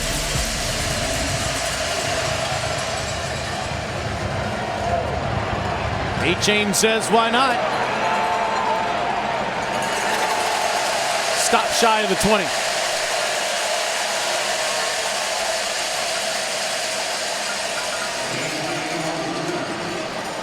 You know, since there are reasons why A&M's offense is searching for an identity in 2022, they've had so much inexperience on the offensive front and even at the skill positions, relying heavily on Devon A-Chain and Aniyah Smith. And now with Smith hurt, it's A-Chain, and you're wondering who else. Yeah, well, and you saw the production, you know, in one quarter, just about A&M able to match their entire first half production.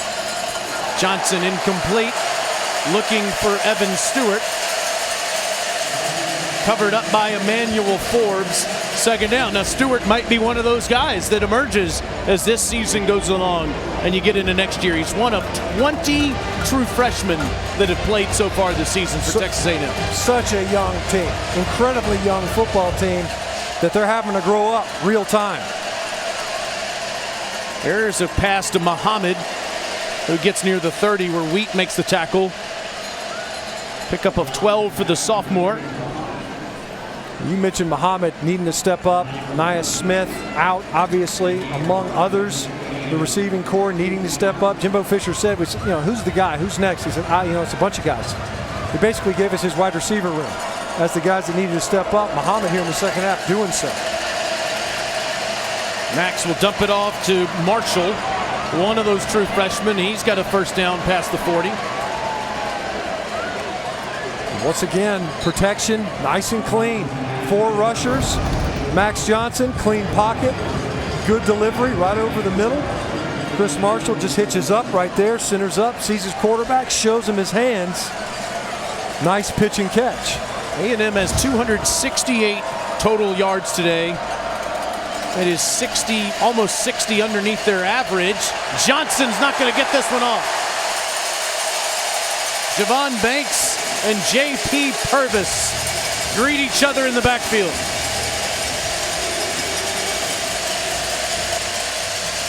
And that time you just end up winning. You got your back into Devon A-Chain, who's done everything. Watch him pick up the edge rusher. Purvis is right around the quarterback's feet. And of course, big Javon Banks is there to clean him up. And once again, they're able to win. They bring 4. Banks was double teamed in protection. And Purvis is in there because Watson was ejected due to targeting. Max steps up. Good ball. And it's Muhammad with a first down catch near the 40-yard line. 26 more for the sophomore. Effectively, you're looking at it, eating up the middle of the field with Moose Muhammad. Just about all of them. You see Max Johnson holding that hand. Looked like it was his left throwing hand. Here comes Muhammad. 6 catches for 119 yards and a touchdown in one of his breakout performances here. Johnson escapes the pressure, and it's caught. Barely getting it to Marshall. Be a minimal gain. You know, Stinch, A&M is outside the top 100 in the nation in scoring, rushing, passing, and total yards, and it looks like Max might have hurt his hand here. Yeah, Tyrus Wheat got his hand up on that completion to Muhammad, and kind of looked like Johnson. You see him working those fingers. Jacked up his fingers on his throwing hand. That last throw, he did not have a ton on it.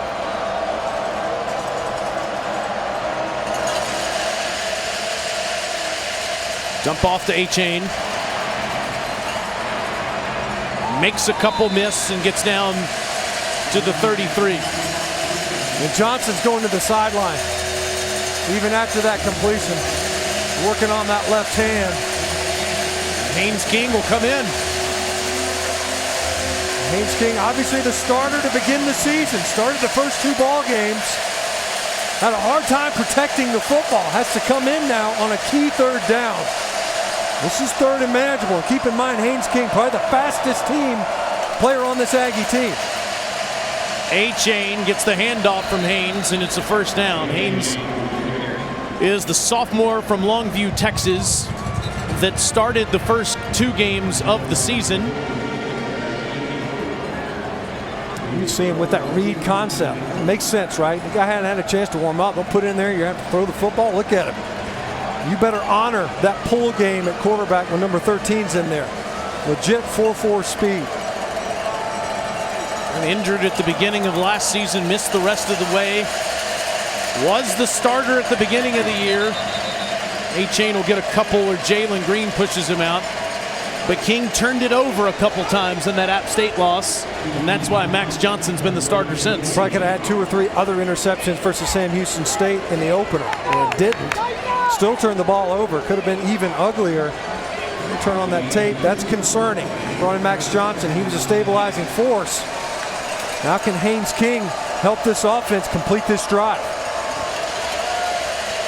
Keeps it himself. There's that speed you're talking about. And it's a first down to the 17. It changes things a little bit for the Mississippi State defense. Max Johnson, he's a runner, but not near the threat that King is. So you crash down in there all game long. You haven't been as worried about the pull game. Now all of a sudden, you better honor it. As you see Johnson with that ball in his hand, looks like his left thumb nicked up. Low snap, King, and he threw it too far away from Stewart, but a flag comes in.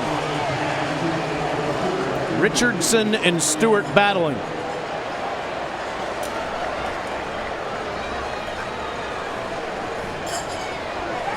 Flag came out pretty early. That ball was deep. I don't know if they're going to call defensive holding.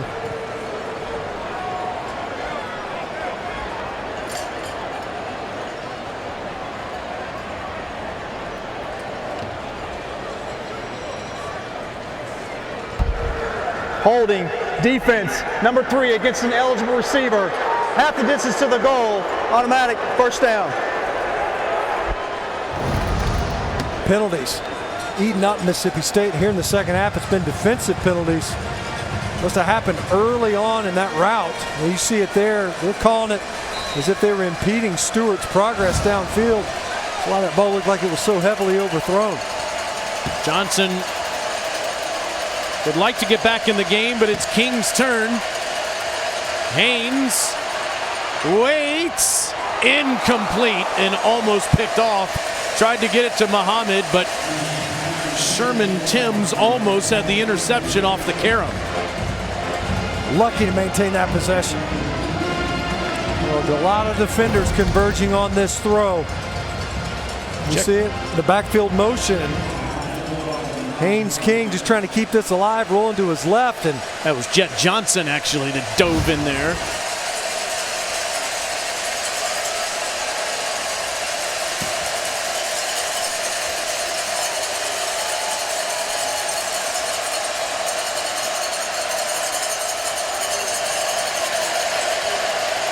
King caught by Green and down at the 4.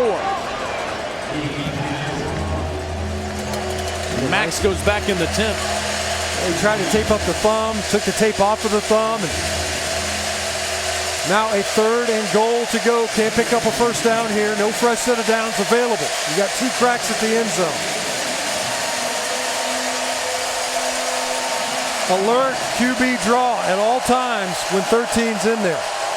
So you got to be sound inside out if you're rushing the passer. King incomplete. He wanted Muhammad, but he got pushed off his route.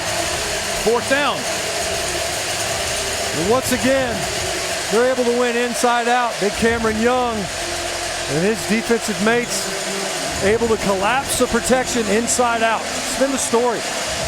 Not just winning on the edges, but they've been able to get right in the face of the passer.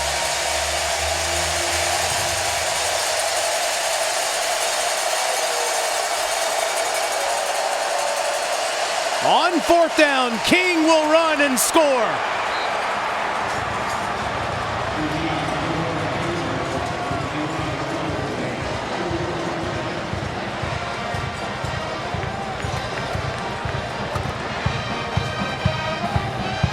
You can't coach that.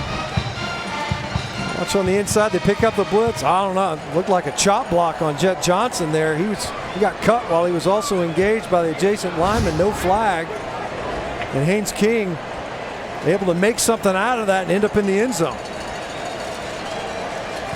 And it's now 28-17. Haynes King was benched a few weeks ago.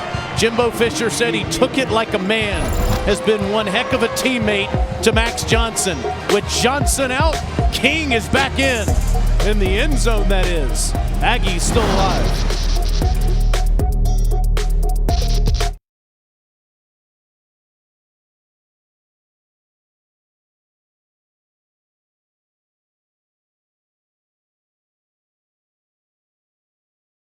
Is presented by Allstate, reminding you that football season is mayhem.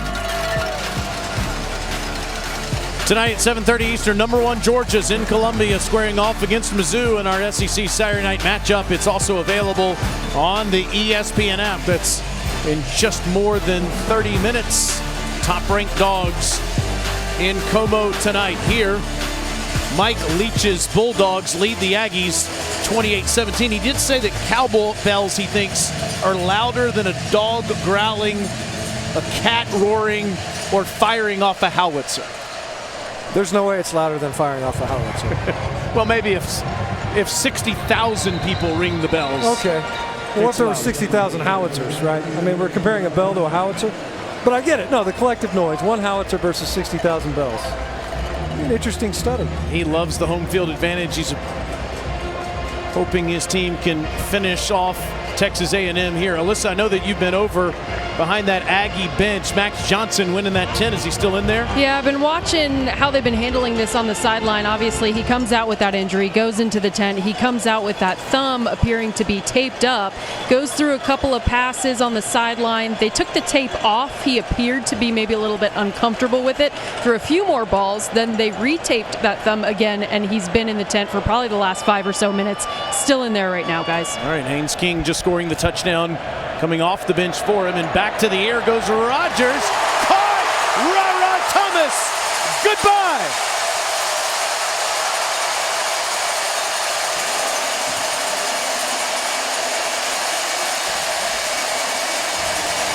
He beats Deuce Harmon for the football, stays upright, and goes 75 yards for the longest play of the season. .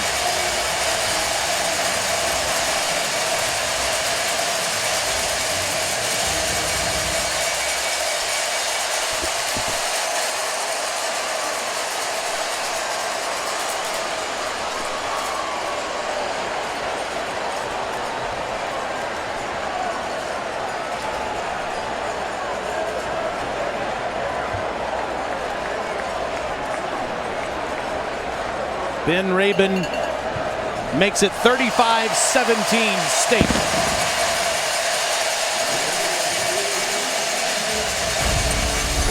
They hit Ra Thomas earlier. Similar route concept. Rogers just looks to the middle of the field, knows he's going outside all the way. Thomas makes the catch and then runs after the catch for 6.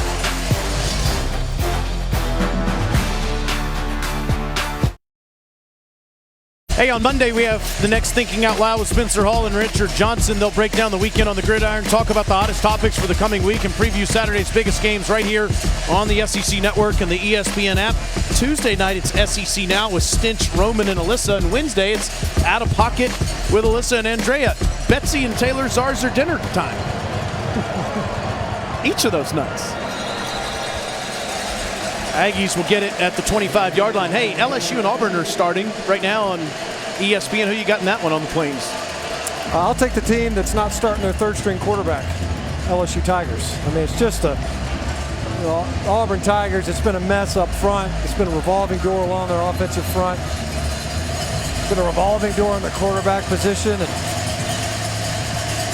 you see Haynes King out there due to Max Johnson's injury. Max went out with what looked like a hand injury. There he is on the sideline. He's come out of the tent. And King will finish this one up. Completes it to Stewart. Alyssa, anything on Johnson? Yeah, you guys said it. His day appears to be over. I'm watching him on the Texas A&M bench right now. They've just brought out a brace from the locker room, and they put that on that left hand. He looks incredibly disappointed, obviously, to not be able to finish this game, and he looks to be in pain, but they're continuing to put that brace on that left arm right now.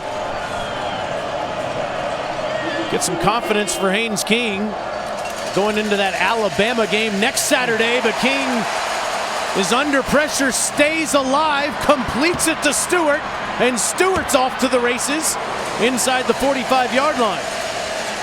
A great job by Haynes King shaking off a would-be tackle. Talking about he got in there earlier. He started off with some runs, low snap. Once again, pressure right up the middle. It's been a problem all game long. Keeps his eyes downfield. Finds the true freshman in Stewart. Nice run after the catch. 26-yard gain, and that's intercepted. Emmanuel Forbes. Hey, look what I found. Stewart had it, and it goes into Forbes' hands, and Forbes now has his 10th career interception.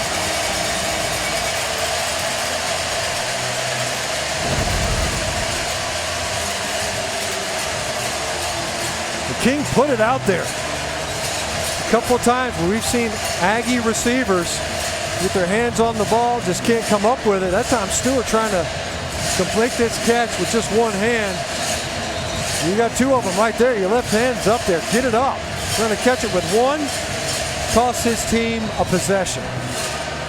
Emmanuel Forbes Jr., the same guy that blocked the field goal earlier, gets returned for a touchdown by DeCamerion Richardson. It's been the same guys, been around the ball when it comes to takeaways today for the Mississippi State defense.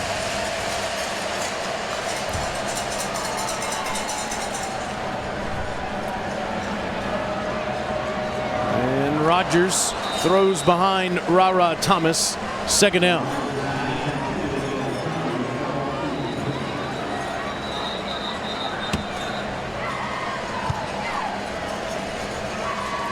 There's an injury down on the field.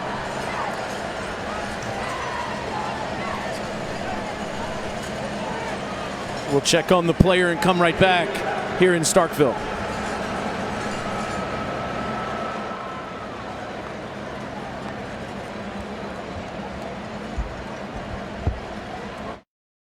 Brought to you by T-Mobile here in Starkville on what has been a picturesque Saturday for Mississippi State. By the way, you can play Steve Perry and Journey anywhere in this country. The people go bananas. Even if they don't have cowbells. Although they kind of drown themselves out with the cowbell. It's a tradition they started a few years ago, and it's become a fourth quarter staple at Davis Wade. There's Ra Thomas getting this ball out near midfield. Boy, he's had a big day. 21 more. He has. He's been the downfield passing target repeatedly. I believe that's 3 downfield targets, 3 catches for Ra Thomas. 6 total catches for 134 yards and a touchdown. Woody Marks, first down run inside the 30. Bryce Anderson saved the touchdown. Defense just really begging Mississippi State to run the football. A really light box. Cameron Jones takes care of it. Nice block on the edge by Jaden Wally. And missed tackle that time by Antonio Johnson. And old Woody's off to the races.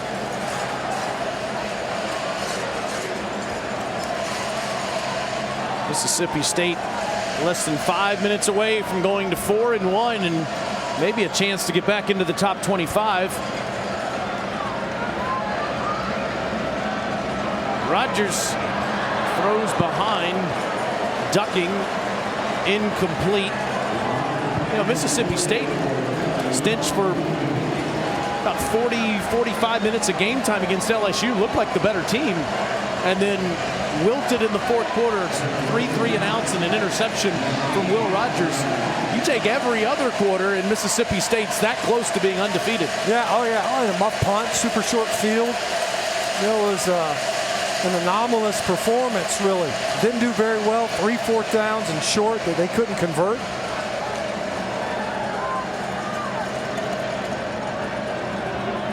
To the sideline to ducking. Tackled by Harris.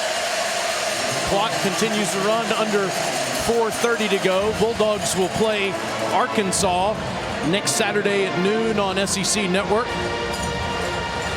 Our friends Dave Neal, Deuce McAllister will be here next Saturday for that. How about that game? Alabama, backup quarterback Jalen Milroe comes in there, rips off a nice run, a 77-yarder.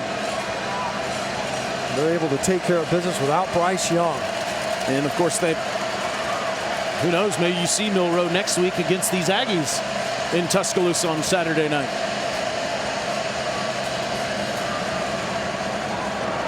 Rogers, nobody home. Calvin, the closest man to him. It's now 4th down. Yeah, 3 different targets to Calvin. Either hadn't been on the same page or has been off target trying to get the ball to him. Looked over to the sideline. Regardless, opportunity to put one through the uprights. So Rabin will come onto the field to attempt a field goal of 39 yards. He's been perfect on the season. Made that 53-yarder last week, the second longest in Mississippi State history. Artie Cosby still with the record from 54. And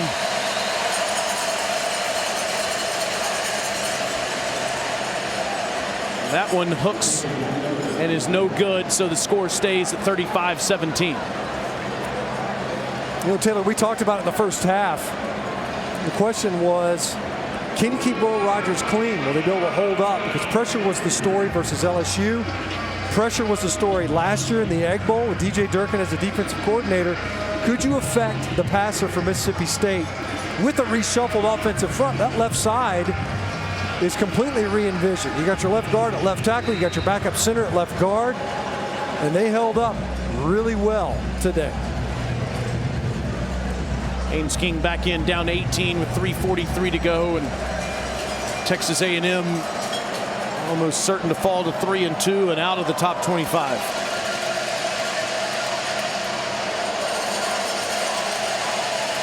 I know when you're in year 5, as you see that incompletion there, Stench, you don't want to hear about inexperience and they're going to be better next year, but this is an incredibly young football team.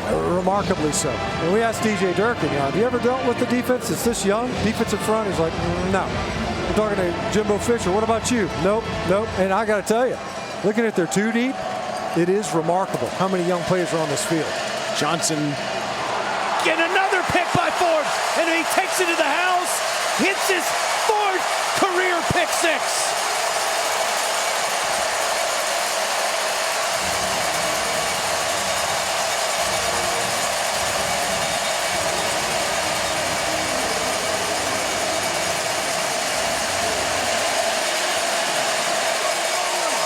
No one in SEC history has more pick sixes than Emmanuel Forbes.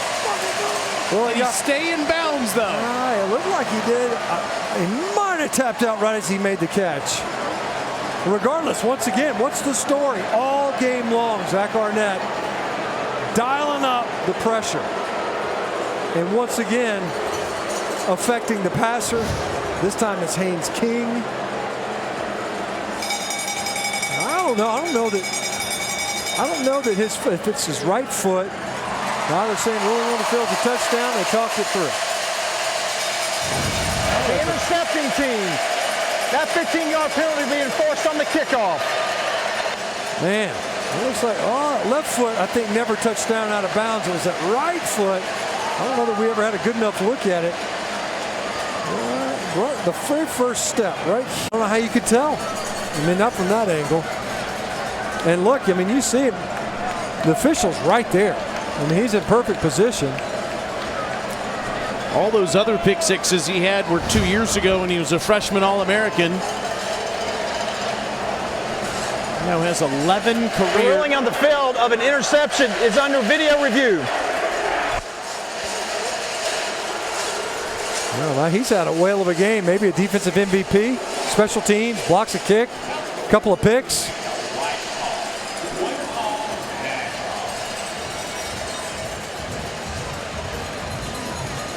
But that time, you know, the Aggies, they've got 6 in protection. But it looked like Mississippi State brought the house. All game long, though, it's been the internal pressure, flushing the Aggie passers, and when they weren't flushed, they've got defenders right in their face. As you take another look at it, is he out right there? I don't know if you can. I don't know that you got a clean enough look to tell if he's out on that first step. I'm not sure I could overturn it from that angle. If there's something cleaner than that. I don't know, yeah. And again, look at the official. I mean, he's staring at it. He's in perfect position. Can't really tell from that one. Now, I wonder, he's got another foot, not this step, but there's another step after this one with his right foot that maybe was out of bounds.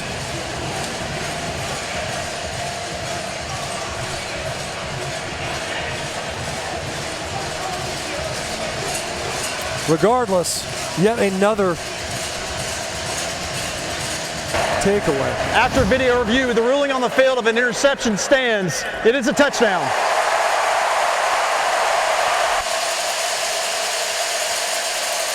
Just think about the history of this conference and all the great cornerbacks that were able to pick off passes from quarterbacks, and no one has been to the end zone more than this guy. Tied for first in SEC history with 4 pick sixes, and it's all Mississippi State today.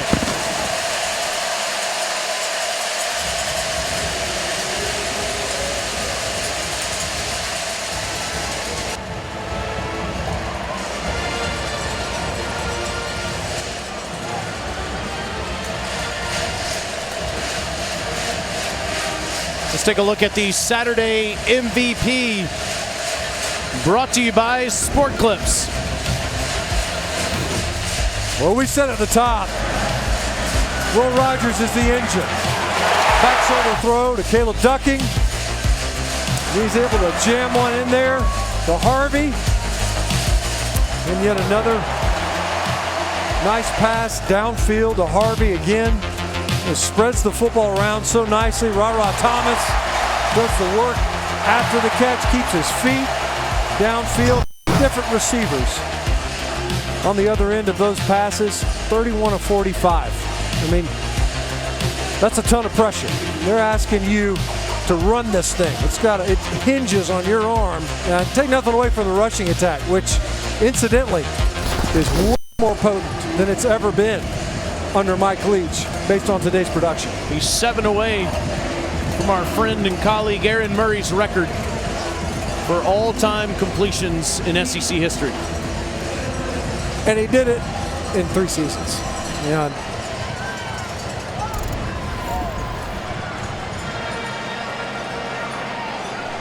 And Preston stays on his feet, almost near the 40-yard line. Well, when they hand me card 5, I toss it down to Alyssa Lang because this is her show. Alyssa, what's happening on Out of Pocket on Wednesday night? Hey, I have a feeling we're going to talk a bunch about this game, this dominating performance by Mississippi State. But yeah, as always, every Wednesday on the SEC Network, myself and Andrea Carter coming your way, 7 o'clock Eastern time for an hour of recapping the weekend, looking ahead. We try to do it in a fun and creative way. I'm definitely going to talk about the bully ice cream that I ate at halftime, guys. I know y'all had it too. So good. Delicious. Muscadine Ripple. They treat you right here in Starkville. Haynes King delivers the football to Devin Price, who gets drilled by Forbes, who's having one whale of a fourth quarter. You know, King, you can see the athleticism stench. The guy keeps plays alive with his feet. He's able to deliver the football, but it's the turnovers. And we've seen it here today as he's come off the bench for Max Johnson. Defensively, yeah. I mean, you face a guy like him and you're waiting for the opportunity. King eager to get this ball snapped. You see the center judge is like, look, you sub. Defense has to sub. Around over, that's his first, LJ Johnson. And Johnson, a freshman from Cypress, Texas, gets 14 yards. Well, the hard part when you look at this game, tons of missed opportunities for Texas A&M. Defensively as well. It's not just the red zone turnovers. They had a couple of chances to get their hands on some balls. You see the incomplete pass there to the perimeter. Trying to get to Devin Price, but they missed those chances to get their hands on some picks early on. You turn the ball over in the red zone, you go backwards, you get a field goal block. But more than that too is when you were affording your passers a clean pocket, they were actually able to execute in the passing game, and especially here in the second half. There was no consistency in that regard, though. It was always under duress most of this afternoon. Here comes a flag in, looking for Moose Muhammad. Moose has had a big game with Ananias Smith sidelined for the rest of the season.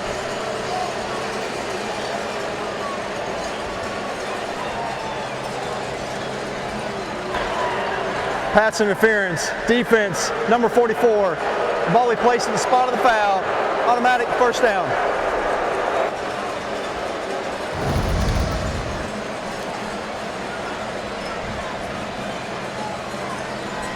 I don't know. Flag came out. It's not been, if there's been a blight on this afternoon, it's been Mississippi State. As here comes the house again. King has to chunk it over Muhammad's head. Second out. You call this a swarm blitz. You bring both inside linebackers and your safety. You just overload the protection inside out. You better have a plan for it. A&M hasn't had one all game. They have blown it from A-gap to A-gap. It's almost always a free runner. This time, Sean Preston. They haven't always brought all those guys, though. They've been able to get home with fewer.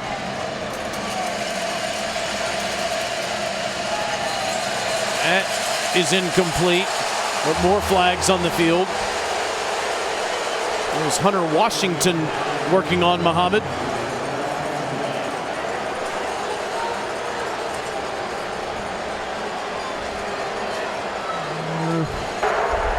Pass interference, defense, number 21.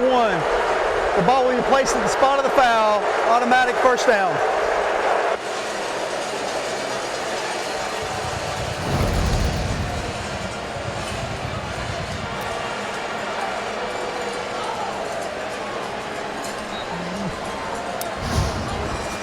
Came in from the back judge.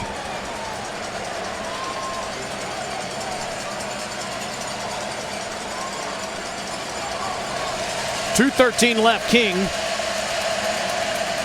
gets it out cleanly to Price. Takes a seat at the 11. less than 2 minutes left. A reminder, Georgia and Mizzou coming up next. Well, the Dogs last week, people talk about the way they underperformed. I don't think they ever punted. They didn't on offense. Probably dropped 3 touchdowns. Johnson is down to the 1. Sean Preston able to keep him out. Aggie offense still grinding. Mississippi State defense still trying to defend that end zone. And Johnson scores the touchdown. Freshman from Cypress, Texas, his second rushing touchdown of the season.